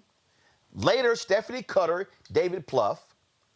They were not listening to the black people on the campaign. They were not listening to the black staffers, the black pollsters, the black strategists who were trying to tell them. I talked to folks in Georgia who said they had a news conference in front of a John Lewis mural in Atlanta, and headquarters struck everything in the copy that mentioned John Lewis activism and protest. Well, why the hell are you even doing that? And so they spent money. They were yes, this is an appropriate word. They were niggardly with the money for black radio, black newspaper, because their whole deal was, oh, we got them. No, you didn't have them, okay? They made people like me jump through hoops to even get interviews, and this is why they keep losing. They are running a 1984 black strategy in 2025. You cannot show up at the NAACP Freedom Fund dinner. You cannot just drop in to some black churches in October and win. You have to be spending money in the year. If it's a November election, you got to be spending 12 months out. And you got to be educating, enlightening, informing. That's what you got to do. And that's literally what you're saying in number one. I mean, look, Roland, I'll go as far as to say we got to start spending right now. This is a part of the narrative that we are combating, and this is why what you're doing is so important, is that the right doesn't stop campaigning. Donald Trump is running, they are running Donald Trump ads on this program today. Right now, they are running Donald Trump ads today. I just saw, what was it, Texas Steel or something. And so, look, they are never going, they will continue communicating with our audience. The only reason Republicans have seen the increase that they have seen amongst black youth and amongst black men, the only reason, it's not because they changed their policies. It's not because they changed their message. They're not saying something different to black folks than they've been saying. The only reason they have doubled their support amongst young black voters and amongst black men is because they are spending money trying, and they didn't used to. And that is not unique to Donald Trump. That is up and down the ballot. We see candidates like Tom Tillis and Purdue and the Republican in Pennsylvania. I just forgot his name. But they've all increased their support amongst young black voters and amongst black men. And so, look, when you have a group of voters who have been, it's like a voter told me in a focus group, my hood ain't getting no better. Young black man told me in Pennsylvania, my hood ain't getting no better under Obama. It ain't getting no worse under Trump. So what did Kamala and Biden got to do with me? For voters like that, what we call hit rightfully cynical voters, those closest to the pain, that don't often feel our interventions, those voters actually don't like either party. They don't like Trump or Biden. They don't like Democrats or Republicans. And so what they are going with is the candidate that is offering to blow all of this shit up. This is why, Roland, we have seen this voter that confuses the hell out of Washington, and that's the Bernie Trump voters that voted for Bernie Sanders and are now voting for Donald Trump. Well, that's because they're voting for disruption. They want to break a system that has failed them, and Democrats spend too much time defending it. Questions from panel. Reese, you're first. Terrance, it's always good to be with you. So much of what you said, I have been warning people about. But help me reconcile this, because, your data talks about the issues that are most important to Black people. And the discussion you and Roland had was around cultural issues, things that Democrats themselves did not focus on. I didn't see Kamala Harris run pro-trans ads, pro-LGBTQ ads. I saw her running ads around her economic policy, around her being tough on immigration and things like that. And so how much of it over the arc of your research during the campaign and after are perceptions driven by the Republicans really owning the narrative on what Democrats are talking about, as opposed to Democrats owning the narrative on what their policies are and what their emphasis is on? That's exactly right. Look, but before you answer that, Terrance, before you answer that, I'm going to throw in one more thing. She wasn't running those ads, but what the campaign failed to do, they actually failed to respond. The campaign literally said, Quentin Folks, the number two, that they believe that the transgender commercials were having no impact. And we were like, what in the hell are y'all talking about? I'm like, guys, they were running 8 to 12 in every football game. I'm telling you right now, Jen O'Malley Dillon, Stephanie Cutter, David Plouffe, and Quentin Folks, I don't know what planetary system that they were campaigning in, but it was totally different than the one that we were living in. Terrance, go ahead. Political malpractice, for sure. Listen, look, when it comes to these culture issues, you're absolutely right, Reese. The Democrats have not been engaging, have not waged their political campaigns on these cultural issues. Republicans are certainly leading these conversations around wokeism, around DEI, but the problem is that we are allowing Republicans to shape the issue context that the election is happening in. I could have told you 2 years ago that if the number one issue in every election is economy. 2 years ago, I could have told you if the number two issue was not abortion, then we would probably lose. If the number two issue was immigration or crime, and instead of abortion or guns, then we're probably going to lose. And so we allowed them to shape the issue context, and they have done that by now launching we are in a culture war, but it's a war that Republicans have started and that Democrats have to respond to, because when we don't, here's how this works. Democrats don't respond or defend critical race theory. Democrats don't respond or defend the Supreme Court overturning affirmative action. Democrats don't respond or defend to removing Black history from books. In fact, our response is we don't believe in CRT. We ain't woke. Our response is to deny all of these things. And so when they now come in and start gutting all of this shit, And Democrats now look to black voters or look to voters of color to mobilize a resistance and an opposition. Well, we haven't given voters a reason to defend affirmative action, CRT. In fact, 40% of black folks believe that racism exists, but doesn't prevent them from achieving from pursuing opportunity. And so, if we're not presenting the pain or the alternative, then we are going to continue to allow Republicans to shape the narrative and to launch a culture war that we have not figured out how to show up to. Mm-hmm. Nola? Terrance, thank you so much for this data. This is wonderful. I love this conversation. I during the campaign, I was a national security and foreign policy messenger. And while foreign policy typically doesn't win elections, foreign policy did factor in to the emotionality of the election, right? And as one of the people who were invited into the rooms, but who wasn't listened to in terms of messaging, a lot of that fell on deaf ears. And then we saw the results. We saw how Michigan responded. And so my question is, as we're seeing all of these different things happen, as we're seeing the way that Trump is blustering, that bullish kind of posture towards Mexico, towards Canada, towards Panama, towards Greenland, while the traditional thinking is, and some of the data would support, that foreign policy does not win elections, it does impact elections.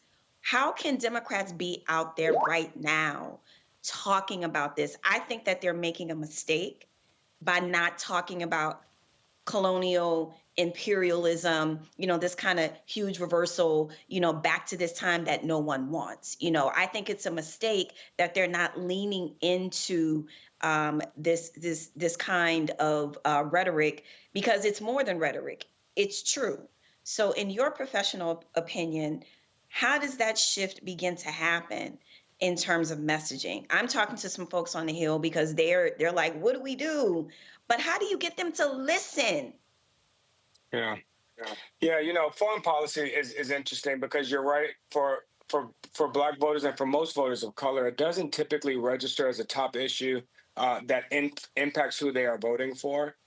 Even in this election, we tested the war in Gaza and the war in Ukraine as the saliency of these issues and how much it was impacting people. I don't have the exact number, but I could tell you less than 10% of black folks say that was an important factor in who they were and who they consider voting for. But this is the important part. It wasn't that salient, but it was quite resonant for the folks that it was. For the less than 10% that said they were considering it, it was their top issue. Mm-hmm. Right. And so for those young folks and those voters of color and those folks in Michigan, while they didn't represent a large part of the constituency, it was the most important thing to them. And many of them felt like they didn't get the response that they needed from the Democratic Party. I do think that there's an opportunity here as he continues to strip and rip foreign aid from around the world. I remember shithole countries coming up in a lot of focus groups in his last administration. When he said that about countries in Africa, focus groups were repeating that back to me.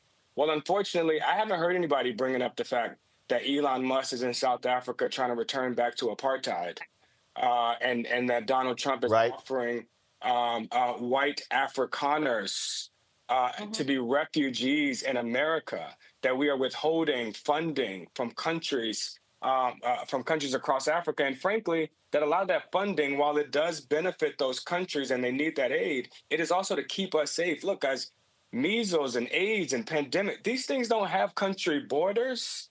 This is why we fight these pandemics around the world, because it's the only way to keep them out of America. Mm-hmm. It's to fight them there before they get here. And so we have not, Democrats have a lot to respond to right now. This is a part of the muzzle velocity of the Republican strategy, of the MAGA strategy. But a part of what we have to figure out how to respond to all of these things. We can't allow any of these attacks that hurt our communities or frankly hurt our diaspora, because again, while it may be less than 10%, that are prioritizing the diaspora. The folks that do prioritize it as their number one issue, and so we got to find a way to respond to it and to mobilize the folks that do care to actually join this opposition. Thank you. Political sis, your question. Hey, Terrance, how are you? I'm here in North Carolina. What I do know is that USAID affects farmers here in this state. What I do know is that USAID affect education on a college level when it comes to grants. And what I do know is that in the triangle, people are losing their jobs right now because of USAID. What I also know is that Tom Tillis is going to be funded like an ass when it comes to his reelection in 2026 by Elon Musk. And what's also ticking me off is veterans right now. Veterans are so pissed with Tom Tillis. I'm talking about veterans that voted for his ass. Mm-hmm. No one yet has came out and said that they are going to run against Tom Tillis. No one yet has done that. And everyone, I think, is waiting to see what our former governor, Roy Cooper, is going to do. We do not have my Congresswoman, Deborah Ross. Her little prissy ass is not nowhere near to be found. She's on TikTok or X. She's nowhere near to be found. And right now, even on a local level, our local politicians, right, our state politicians, they are nowhere to be found. They are not showing up at these town hall meetings. They are not going in these rural areas that's going to be affected the most by cuts or getting rid of the Department of Education. So I'm with you on that. I'm looking for shit that I know. What I see at USAID, okay, let me grab what's going to affect my people, right? That's right. what I'm gonna look at when it comes to USAID, the Department of Education. Let me say, well, shit, wait a minute now. We're talking about Title I. We know it's going to affect low income. Right. We're talking Head Start. We know this shit, right? How can we get them out to understand? I'm not talking about the voters, right? We're trying to rile up the voters, right? We're trying to get them going.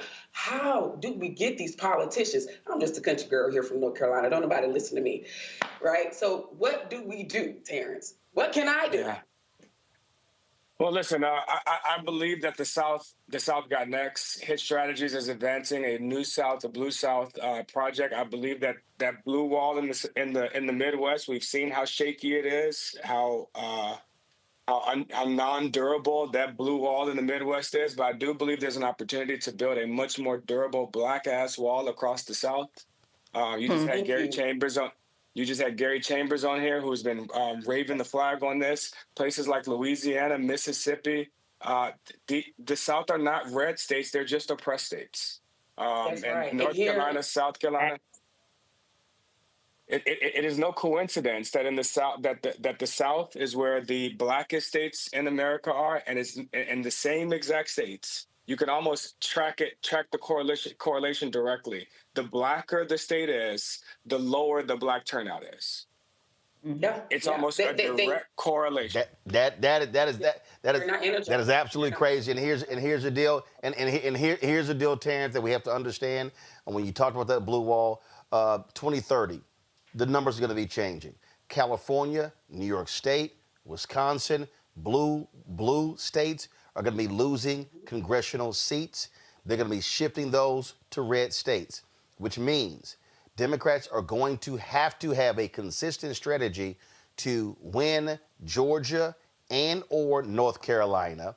And they're going to have to make Florida, they got to figure out what to do. Florida has to come back purple. The numbers are shifting. It's going to make it harder because to get to 270, if blue states lose anywhere from 6 to 10 electoral college votes. That's right. That's right. But the good news is, while the geographic patterns don't favor Democrats, the demographic patterns do. What do I mean by that? The places that this growth is happening might not benefit us, but the people that are causing this growth should be benefiting us. This growth is being caused by people of color and by young people. I don't know about Florida. I still got PTSD from my Andrew Gillum days in Florida, but I do know I do know places like Mississippi. Mississippi, the blackest state in all of America, where Democrats just lost in 2023 in an off year with a black candidate running for governor. We lost by 2 points. In Mississippi, we lost by less than we lost in Michigan. And so there's an opportunity to build this black wall across the South. But to Roland's point, those are not just strategic decisions, those are economic decisions. Because to build a black ass wall in the South means you're going to have to empower a bunch of black organizations and black media and black operatives in order to go get those black voters that feel like politics don't got nothing to do with them. The same way Stacey Abrams did in Georgia. Yep. Indeed. Terrance. Terrance I Woodbury, we appreciate it, my brother. Thank you, Terrance. We appreciate it. Thanks a lot. Thank you, guys. Thank you. All right. Thanks a bunch. Folks, got to go to break. We come back. Man, why is this white Republican in North Carolina, that man just cannot accept that he lost? We'll tell you about that coming up next. You're watching Roland Martin Unfiltered on the Black Star Network. Support the work that we do. Listen, the conversation we just had there, y'all, you are not going to get that conversation on ABC, NBC, CBS, MSNBC, CNN, Fox News. Ain't going to happen. But you're not going to get it anywhere else in black-owned media. Listen, I got love for black-owned media. Essence and Ebony and Blavity, Rolling Out and all them folk. But ain't nobody doing what we do every single day right here on Roland Martin Unfiltered on the Black Star Network. Nobody else has a 2-hour daily show bringing you these top-notch guests, having in-depth conversations. Then you talk about our Black Star Network shows, the new show with Bria Baker and Jameer Burley. Then, of course, you have Greg Carr. You have Reverend Dr. Jackie Hood Martins. Y'all, nobody else is doing this. And we're looking to add other shows. And so your support is critical. You want to give you a Cash App. This is the Stripe QR code. You see it on the screen. Or go to blackstarnetwork.com. But this is the Stripe QR code for you to give you a Cash App. You can also use Stripe for credit cards. So you're checking money order to P.O. Box 57196, Washington, D.C., 20037-0196. I got more than 500 envelopes the other day. I opened about 400 of those. I got about 100 left, so I do those when I get back home on the weekend. Also, PayPal, R. Martin Unfiltered, Venmo, RM Unfiltered, Zelle, Roland at RolandSMartin.com, Roland at RolandMartinUnfiltered.com. And real quick, if y'all give via PayPal, understand our parent company is New Vision Media. So when y'all give, y'all been calling, y'all been leaving voicemails and emails. You freaking out. Oh my God, is this Roland Martin? Yes, it is, y'all. Roland Martin Unfiltered is the show. Okay, Black Star Network is the network. The parent media company is New Vision Media. So don't get freaked out when you see that. That is our show. That's it. I'll be right back. This week on the other side of change. Let's talk. Vote blue no matter who. We need political imagination more than ever, and unfortunately, some people on the Democratic side really are discouraging that.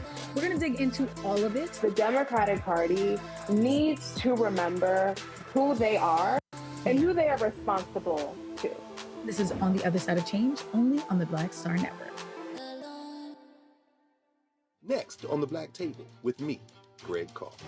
We look at the history of emancipation around the world, including right here in the United States, the so-called end of slavery.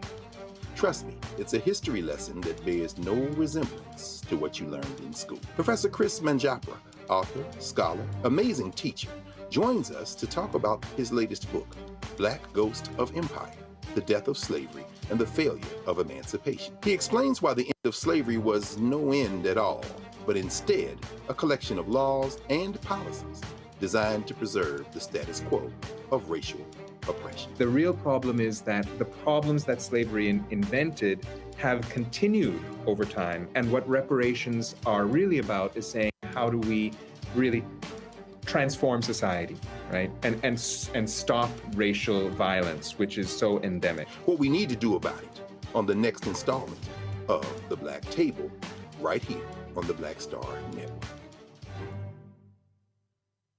How you doing? My name is Mark Carey, and you're watching Roland Martin Unfiltered.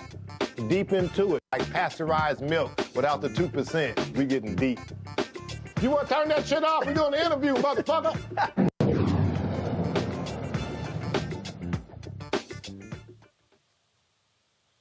All right, folks. The November election was November 5th, but guess what? There's one race. It still is not over because you have a Republican who just can't handle the fact that he actually lost to a woman. Yeah. Democratic incumbent Allison Riggs. She narrowly won her Supreme Court race by 734 votes. Her Republican opponent, Court of Appeals Judge Jefferson Griffin, has constantly challenged more than 65,000 ballots cast in the race, arguing the State Board of Elections improperly allowed these voters to participate. Y'all, the Court of Appeals will now hear the case on Friday and has drawn national criticism from those who argue it could set a precedent for challenging election results across the country. Griffin did not act alone. The North Carolina Republican Party has supported his efforts and has joined him as a plaintiff in the case.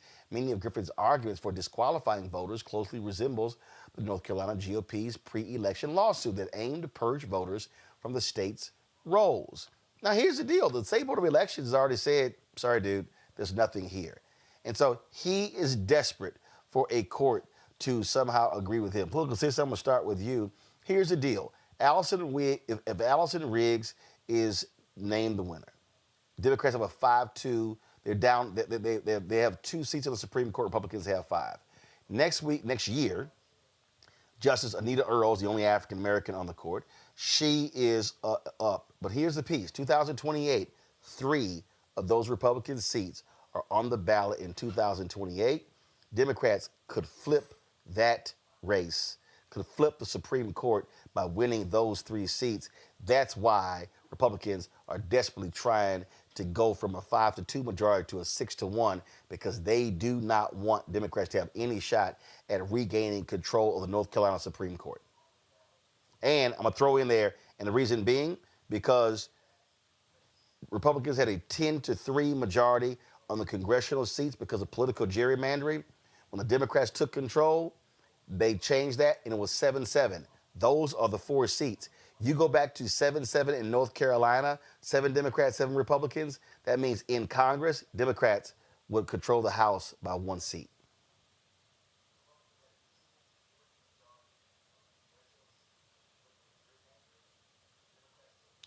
Political sis, you keep hitting that mute button. I don't know why you keep hitting the mute button, baby. We can't hear you. You can hear me now. I'm off. So over 500 million people. Now we can hear you. You about worse as Nola hitting that mute button. Can I finish? You being a lot nicer tonight, though. Can I finish? Can I get going, please? Because I'm trying to get going here. Nola, you knew I was going to mention you, Nola. You knew I was going to mention you. All right, political sis, go ahead. Go. Leave Nola alone. So over 5 million votes here. The counts, she won twice by 734 votes. He is trying to say that, well, it shouldn't be because of voter ID. People didn't use their voter IDs. Well, here in North Carolina, there's a form that you have to fill out if you don't have your license or ID. And after you fill that form out, of course, you have to swear. Well, the Board of Education, they look over those forms and make sure that they are legit. And that is what they did. So he's challenging over 65,000 votes only in heavy Democratic areas, okay? Heavy Democratic areas, overseas military ballots. He's also challenging, one vote that was challenged was the young lady from the Black Hawk incident, helicopter, the one that's dead, challenging her vote. He's also challenging Allison Riggs' parents' vote. So if this man wins, then North Carolina will not be the only state to do something like this. But we also need to keep in mind that he sits on the appellate courts, right? And this is where it's at right now. So you have 15 seats for the appellate court, and they go off on 3s. Only 3 Democrats sit on that. Now, there are 2 people who gave to his election or to fight against Allison Riggs. They are not the ones who are going to be listening to the case. So that's good. That's fine. But if it makes it either way, it's going to make it to the Supreme Court. And if it gets to the Supreme Court, the Republicans that are in control are already talking about, or they already are saying that they're basically is going to give it to him. So this is extremely serious. But this is also another example of how these candidates, with all due respect to Allison Riggs, but these are facts, y'all need to come in neighborhoods. You need to come in Black communities and show your damn face. Because maybe, just maybe, if she would have done that, she wouldn't be just sitting at 734 votes. Reese, I just want people just to understand that this is a perfect example. Every vote matters. Sherry Beasley, when she was the Chief Justice of the North Carolina Supreme Court, Democrats had a 6-1 majority.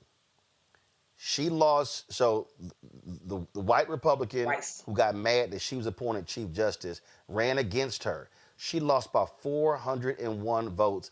Republican won his seat. They could have had a 6-1 majority. It went to 4-3. Then the next election, it flipped, and then they took even further control. But she lost by 401 votes. I hope people understand, Allison Riggs, 734. This is what we mean by every vote matters. Yeah. Yes. And can I say something, Reese, before you, if you don't mind? Can I say one more thing? She lost. Sherry Beasley. Let me explain something to y'all about Sherry Beasley. Beautiful sister. Beautiful sister. But she focused on rural areas. She did not come in the hood. And do you know that people had to pay for her signs?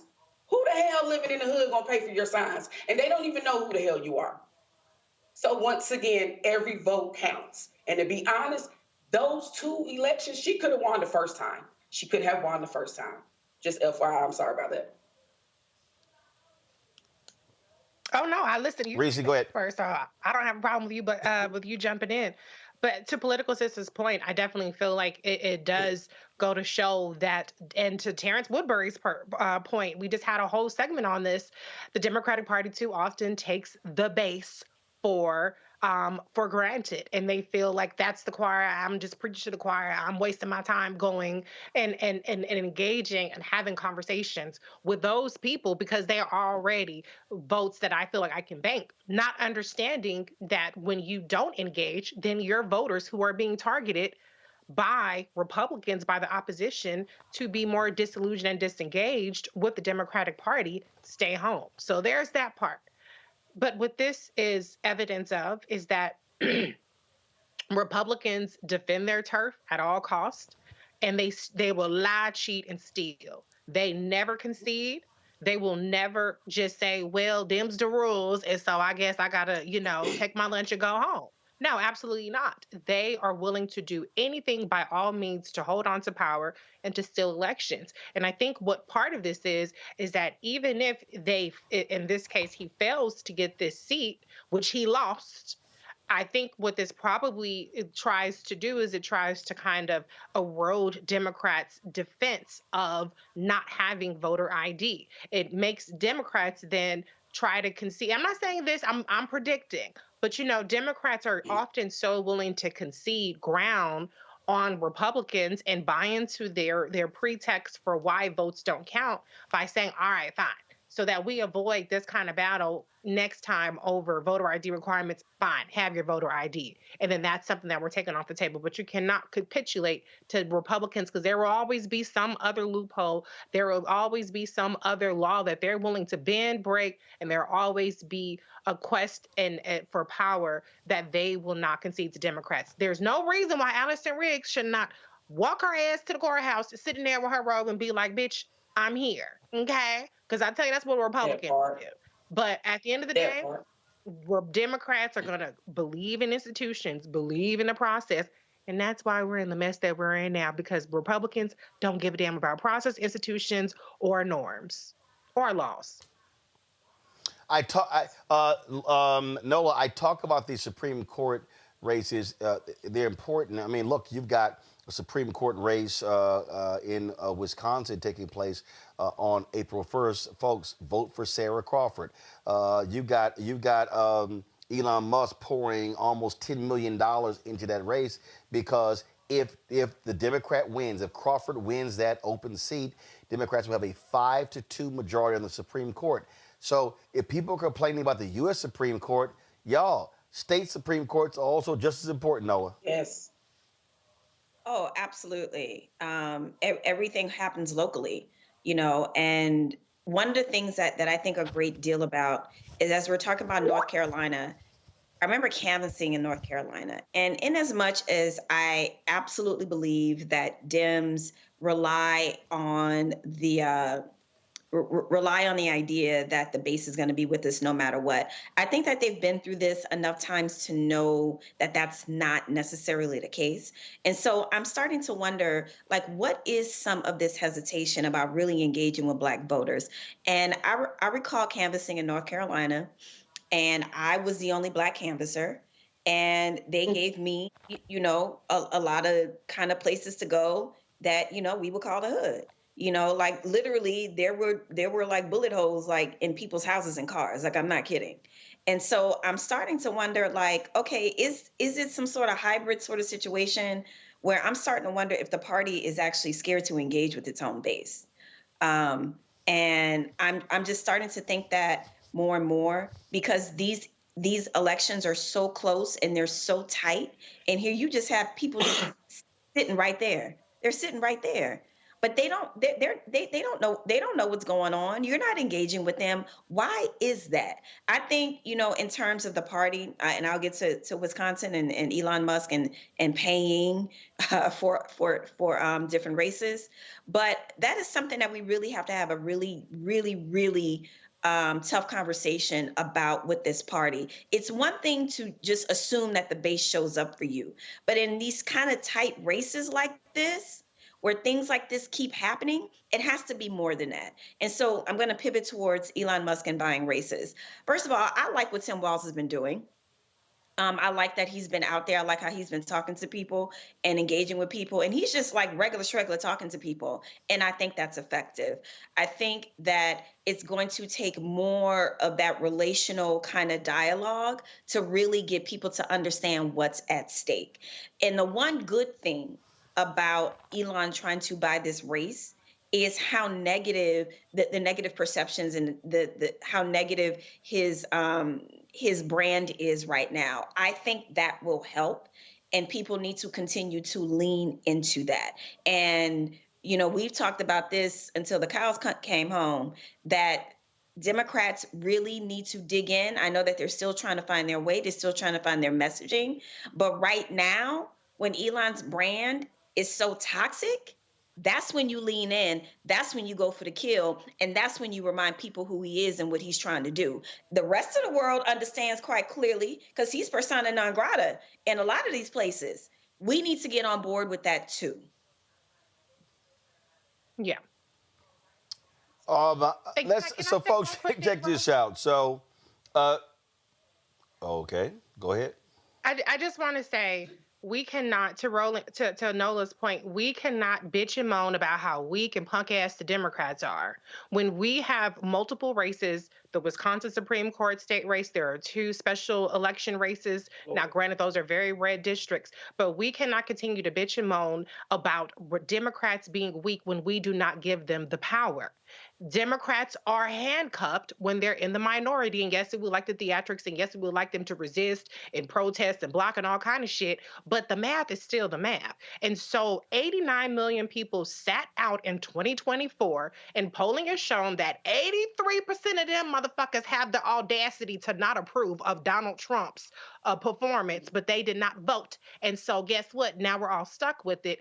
And so now is the time to not just put our foot up the Democrats' asses and say fight, but also turn to our neighbor and say, neighbor, get your ass out and vote. If we want to make a change, we have to do that, because if these elections come and go and Republicans win, then that tells Republicans, keep doing what you're doing. Keep dismantling the government. They ain't going to do shit. Yeah, they'll scream at town halls. Yeah, they'll drag you on Twitter. But at the end of the day, when the rubber hits the road and it's time for them to put their money and their votes where their mouth is and get us out of power, we ain't got shit to worry about.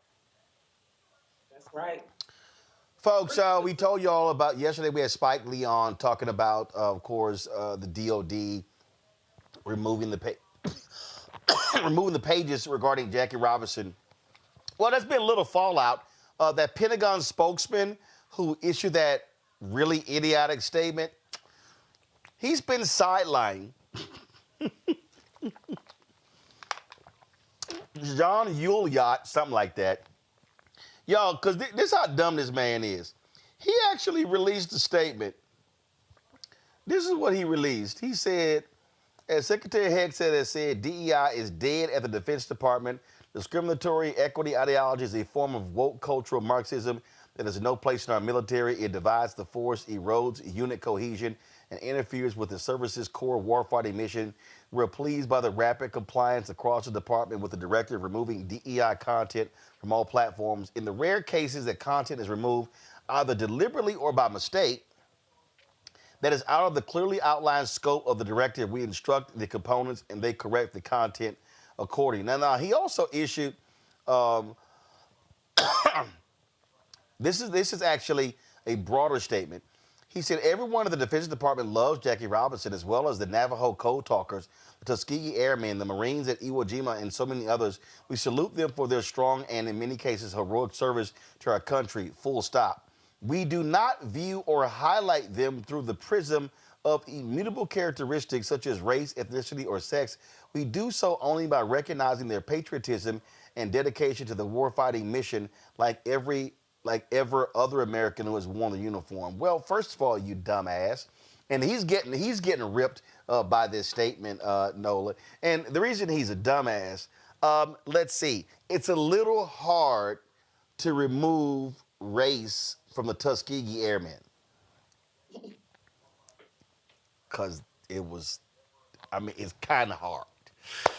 It's kind of hard to remove race from Jackie Robinson's service in the U.S. Army when Jackie Robinson fought a court-martial in Texas for refusing to sit in the back of the bus. So when you're talking about these, it's kind of hard to remove race from U.S. Army veteran Medgar Evers, who was gunned down by a racist white supremacist in Byron Della Beckwith.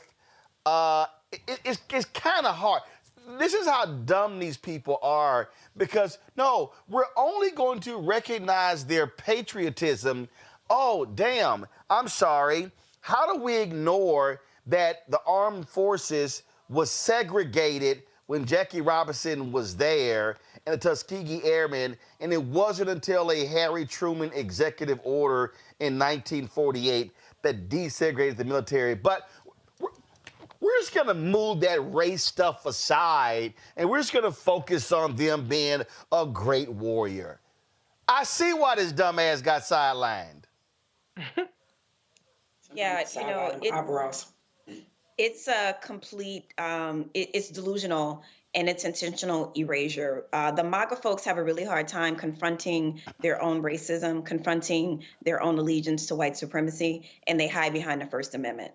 And this is where we are. I can tell you, I went to high school in Pasadena. My family lost a lot of, we lost properties in the Eden Canyon fire. And I can tell you that this was definitely another wound for the community. Because, Jackie Robinson is a product of Pasadena. And so this felt like it felt like a double slight against Blackness, right? Because you have a whole community that still supports him. I remember winning Miss Black Pasadena Altadena, and one of the proudest parts of that honor was the way that they parade you through the Jackie Robinson Center, and so he's part of the Black culture in Pasadena and Altadena. And so I was happy to see all the pushback. I was definitely part of the pushback, and then especially being in security and defense. Now, this is what I will tell you. You talk to some enlisted folks, and some of the things that they will say that they had a problem with diversity, equity, and inclusion has absolutely nothing to do with highlighting heroes who went through the impossible to do the phenomenal. That is a big difference. And context matters, history matters, and what they are doing is trying to intentionally erase their culpability in racist and violent behavior. That's the reality. And they are using diversity, equity, and inclusion as a shield for that. Now, like I said, there are some enlisted folks who say that some of the stuff regarding diversity, equity, and inclusion for them went too far, but it is not this. Political sis? The Navajo Code writers, do we not say anything about that? They weren't white, they were Native Americans, and this is how they helped out in World War II because they were able to talk in codes. What about in Japan, the guy who put the flag up in Japan, Jimmy, I'll mess his name up. What about him? So there's no way you can escape race. I feel like they're offended because a lot of these people we're talking about, the majority of people that did so good under certain circumstances were people of color. So erasing that's something you can never erase. Black history is American history. And unfortunately, can somebody tell me what the hell is white history? Do they have history? No, they don't. I digress. Reese. You know, listen, the gaslighting is not going to work. It's funny how y'all want to be colorblind when it comes to our hero and the racism and abhorrent conditions that they overcame to be people of note. But when it comes to DEI and trying to make DEI the face of didn't earn it, all of a sudden you see our black asses. All of a sudden you want to, oh, it's color this and women this and, you know, whatever else this. Get the hell out of here. If we can be the face of DEI when you want to say that we didn't earn it, then we can be the face of DEI when it's definitely earned it. And we can definitely get our just due for being Black people, specifically Jackie Robinson and the Tuskegee Airmen, or the 6 AAA too. They haven't gone around to that. That's not checked and erasing that history. Thank you, Tyler Perry. Then give us our props. But that's not what they're trying to do. This is a white nationalist, white supremacist administration who, if they can get away with it, and luckily that we're not allowing them to, will erase every single accomplishment that we have and try to make us the poster board of failure when it's really white men who are the primary face of failure in this country. Look at the Confederate War. Okay. So, folks, I was going to, and I'm so glad you brought the Confederate War up. So I was gonna play one of my interviews with Yolanda Jones. I'm gonna save that for tomorrow and Monday. And I told y'all yesterday about that racist Confederate memorial that's on the state grounds of the Texas Capitol. Well, when I was leaving today, on the other side, there's a memorial regarding Texas African American history. But it's something that's real interesting, though, because on one side of it, they salute 2 men of African descent who helped Texas win independence from Mexico. And y'all going to hear me talk about, because in the placard, it also shows how they were free Black men, but then they had severe limits on them operating. Well, hell, it sounded like they were in prison. So I want y'all to see this, because I need you to understand this is why history is so important. This is why factual statues and memorials are so important, because if you don't, and let me just say this real quick, and I mentioned this yesterday. And I'm gonna try to be as, well, I can't even do that. So y'all people who don't want me to cuss, I'm gonna let y'all just turn it down for 10 seconds. Cause I got no other way to say this, because it actually ticks me off. So if y'all don't hear me cuss, I want y'all to turn TV down. 5, 4, 3, 2, 1. I am sick of these fucking idiots who say when a Black statue is raised, it's performative. Or they say it's symbolic. I'm sick of you assholes. Why? Because we have been subjugated to racist statues and memorials in history. When I landed in the Austin airport, I go to baggage claim, look to my right. Do you know why I look to my right? I didn't take a photo this time because I always do, but there's a statue of the late Congresswoman Barbara Jordan in the Austin airport.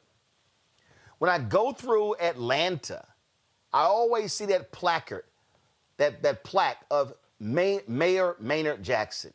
When I go through one of the terminals, I think it's Terminal E in Houston, there's a bust of Congressman Mickey Leland.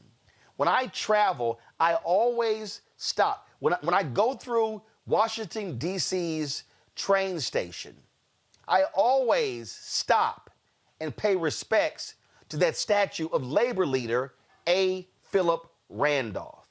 I'm always, no matter where I go, I do that because these are monuments to our people, our history.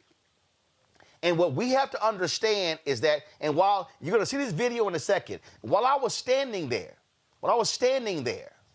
little white girl came up with her family. There was a Latino girl with what looked like to be her grandparents, and he and I had a conversation about the races. He was telling me about how the Texas Rangers basically stole his grandfather's land, made them get off the property and leave. Black people have that history as well. So he and I were having this conversation about this memorial.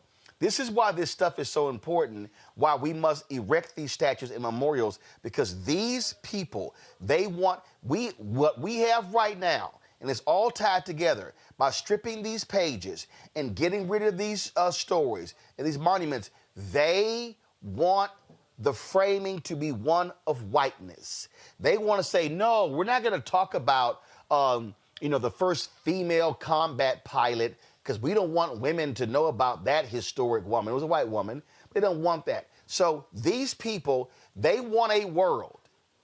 Donald Trump, Peter Hegseth, J.D. Vance, they want a world where it's all about white men.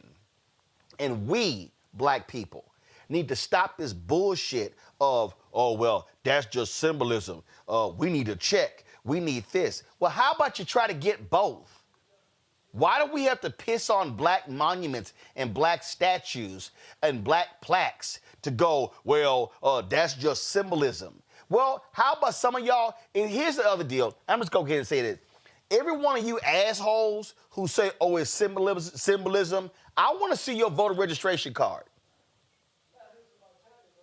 I want to see how many elections your punk ass voted in.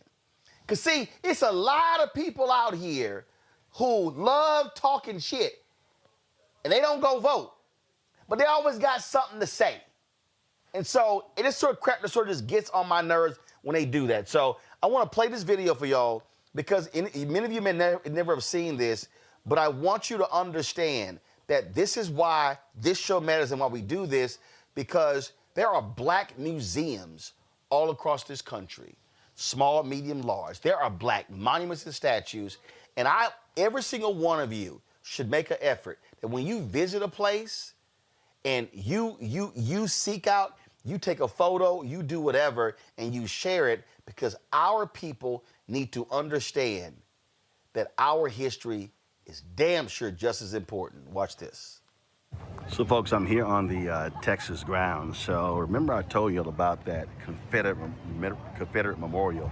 It's literally right there. So right across from this is this African-American History Memorial. And so what you'll see with this particular memorial is you see how they have these depictions of Battle of Goliad, Texas statehood, and how people of African descent fought for Texas Revolution. So you got Hendrik Arnold, you got Samuel McCullough. And so you'll see right here how they have this battle for Texas independence from Mexico and laying out, of course, this particular history. Now, keep in mind, the Texas Revolution was about slavery. Wanted to free themselves from Mexico because Mexico had actually gotten rid of slavery. And so there are people who were people of African descent who were fighting alongside these folks, the Texas Army, and they actually were fighting for the segregationists. All right, and so here you have this monument again to these African Americans or who people of African descent who fought. So that's why you'll see right here. Hendrik Arnold and Samuel McCullough played important roles in the Texas Revolution and the formation of the Republic of Texas. After Texas became independent, both were considered free blacks, but they were placed under severe legal restrictions. So isn't that amazing? Here they actually fought for the state, and they actually they actually were restricted. You see how crazy this is? And so this is the reality of what it meant to be black in these slave territories. Now, when you go on this other side of this particular monument, then you're going to see the focus on emancipation. So this is a beautiful monument here. So you see here the depiction of enslaved people of African descent. You see, of course, the cotton right there. You see they got this Texas Capitol here. And so then you go down here and you see these placards where they lay out exactly when the first people of African descent first came. Then you see right here, slavery during the Mexican national era. And so this monument actually details that particular history. So I'm going to give you a wider view of this. And so when you look at this amazing monument and what it looks like, and so what they've done up here, so zoom in here, so you see they have this black woman holding the Emancipation Proclamation. Give you a better view of her. So you see it there in her hand. And so then, of course, when you come down here, you see all of these different images right here as well. Now, when we go back down here, I told you we had slavery during, well, first of all, go back over here. We had slavery during the Mexican national era. And so this details slavery. Then it details, again, more slavery during the Republic and early statehood of Texas. Then over here, it details the Civil War, emancipation, and Juneteenth. All that information right here. And then it has Reconstruction and the post-slavery experience, okay, right here. And then we have post-Reconstruction challenges and achievements. So, got all this right here. And then you have major achievements of African Americans or people of African descent here in Texas. So you see they got all different people: Bessie Coleman, Doris Story Miller, Barbara Jordan, Mickey Leland. They got all of this. And so this monument was fought for the folks here to erect in order to set the record straight when it came to Texas history. And because again, and it sits right across from that memorial over there to those white domestic terrorists who kept these folks over here, who wanted to keep people enslaved. So just understand what Texas independence was all about. Texas independence, okay, right there, that Texas Capitol, 14 feet higher than the U.S. Capitol. Texas independence was all about maintaining the institution of slavery. Man, it must be something political says to be a person of African descent who fought for Texas's independence when the goal of Texas getting its independence was because they wanted to keep slavery. This is the problem with taking civics out of education, away out of the classrooms. Thank you for showing that. It almost made me cry. This is not the only story that we hear. We fight so hard for independence. I can go back even here in North Carolina, what we did. It's important for us to understand and know our history, because if we don't, like what's going on right now, we go along with people who want to repeat the ugly part of our history. So, again, thank you for showing that, but it just, I don't know, I'm a little bit knocked down from that, because you go back and forth with your people about the importance of like what's going on right now. You know, they don't want to bring up the part how Trump is literally just gutting our civil rights, our voting rights. They don't know that. But if you bring up something about money, they know about that. And the fact that a white racist ass man can throw money at us, at our people, and get their attention instead of what's going, like the negative part, like that's, okay, we're going to give you some money, but at the same time, we're taking your rights away. What the hell was $1,200? What the hell? I mean, it is a lot to some people, but that shit doesn't last. your freedom, your civil rights, women's rights, that is worth more than anything. So, you know, that's what happens when they take civics out of education. Well, Nola, at the end of the day, this is on us, and this is where we are going to have to make sure that we're telling the story, our kids understand it, their kids understand it, because their desire is for this generation, the next one, and all in the future, not to truly know, as Paul Harvey always said, now the rest of the story. Mm-hmm. Listen, you know, this is something that I think a great deal about.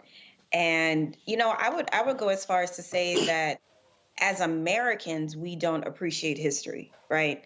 And what the MAGAs are doing, they are mythicizing. They are making up stuff about their greatness, right? I mean, that's what drives white supremacy. It's this made up myth. And so when I think about that, I think about, okay, what's going to get younger Black folks interested in this history? You know, is it to tell these kind of stories about, you know, the people that fought for their freedoms, you know, to preach at them, right? To kind of talk at them, more than trying to figure out how to make this a vibe, essentially. You know, like I think that this is an opportunity for some level of a new Black Renaissance to emerge, where it's more inclusive, where we include all the things, you know, not just the highbrow Black things. But I definitely do think that this is an opportunity to figure out how to engage with the generations of Black folks that we have lost. You know, they're just not interested in these things. I can still recite Langston Hughes poems that I was reciting in the 5th grade, you know, but that's just not the world that we live in. So how do we meet this moment? You know, how do we talk about Black history as it sits inside of American history, as it is the foundation of American history? How do we talk about it beyond preaching? How do we talk about it beyond chastising? That's what we need to figure out. And I gotta go. It is about educating, Reese, pure and simple. It's about educating, pure and simple, Reese. Oh, absolutely. You know, to your original point, you know, this isn't a zero-sum game. Sometimes we get caught up in that, or people who want to say, we don't need symbolism, we need action. Republicans leave no stone unturned. We started off the show talking about the dismantling of the Department of Education. People should go to project2025.observer. It shows that there are over 30 agencies in which Project 2025 has objectives. 41% of Project 2025's objectives are already met or in progress. And so the idea that we can only do one or two things at a time, the idea that we can only ask for one or two things at a time is completely a foreign concept to our opposition. And they are winning and fighting every single battle that our side is too busy telling people, we don't need to be focused on that. We need to be focused on that. Like Terrance Woodbury said earlier, we got to focus on everything. Now, can 100% of us focus on 100% of things? No. But know your strength and know your lane. This show has a huge lane that it's filling and telling our stories and helping us not leave so many of these stones unturned. And so anybody who is against statues, anybody that's against our history is against us, or is for us repeating the mistakes, reinventing the wheel when we already have the blueprint, and helping the other side win. And my show is doing that as well, or the Reese Corbett on Sirius XM. Thanks, Sirius. There you go. So yeah, well, first, Reese, one thing you didn't do, you didn't tell people when it comes on. Saturdays, 2 p.m. to 4 p.m. It's a live call-in show. So if you got some smoke, bring it to me, honey. I'll take it. I'll bring it back with you. Oh, that's good. I'm off on Saturdays. That's good. I'm off on Saturdays, so I'm going to have to check you out. All right, y'all. Let me thank all the panelists. Nola had to bounce. I told Nola, you had to bounce. Stop being long-winded. Yeah, Nola, I'm going to take that shot at you. So let me thank Nola. Let me thank Political Sis. Let me thank Reese. I appreciate y'all being on today's show. Thank you so much. Wait a minute. Oh, so now you got what? Now you unmuted your microphone. You got more to say? Yeah, damn right. Hold on, look.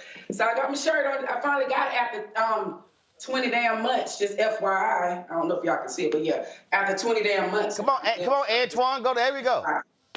So FYI. There you go. All right. Don't blame me. I voted for the black woman. That's right. I had it on yesterday, but we had technical difficulties. So, but I got the shit on today. Just FYI.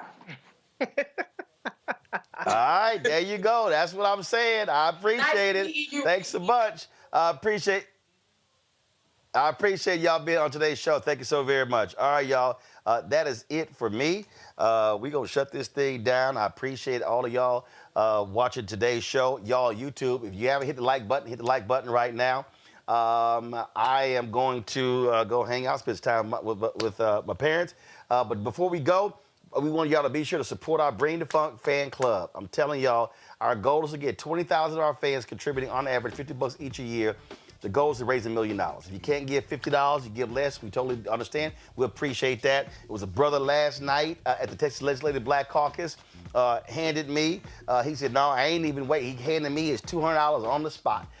So I appreciate that, and I appreciate everybody who supports this show. Thank you so very much. I thought I got the brother's name, but we took a photo. I'm going to post it. I'm sure he'll see it. So do me a favor. You want to contribute via Cash App. Cash App cancel all of our accounts because they changed their rules. So you want to support the work that we do. What you need to do is use the Stripe QR code. So Stripe QR code, you see it right here. This is the QR code. Point your phone to it. Get the QR code. You can contribute via Cash App. You can click the Cash App Pay button to contribute as well.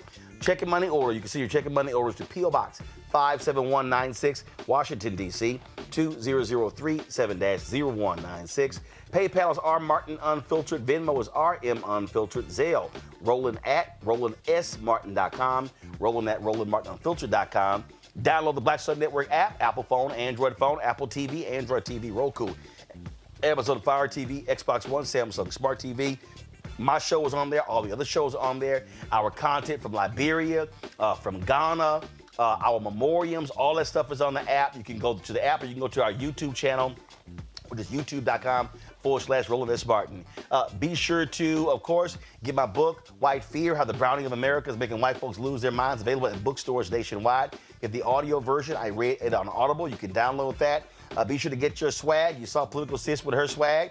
If y'all get your swag, shoot me an email or post it on social, and we'll give you a shout out on the show. I'll retweet it on X, on Twitter. I'll also give you a shout out as well. So, of course, you can go to rolandmartin.creator-spring.com or go to blackstarnetwork.com as well. The QR code, you can also use it right there. And, of course, download the Fanbase app. Get Fanbase app. We're trying to add 1 million new users. You also want to contribute to the crowd fund, the Series A raise. The goal is 17 million. I think 10.5 or 10.6 has been raised. So go to startengine.com/Fanbase for more details. Hey, y'all, that's it. I appreciate all of y'all watching Roland Martin Unfiltered on the Black Star Network. I shall see you guys tomorrow. Holla! Black Star Network is here. Oh, no punch! I'm real revolutionary right now. Thank you for being the voice of Black America. All momentum we have now, we have to keep this going. The video looks phenomenal. See, there's a difference between Black Star Network and black-owned media and something like CNN. You can't be black-owned media and be scared. It's time to be smart. Bring your eyeballs home. You dig?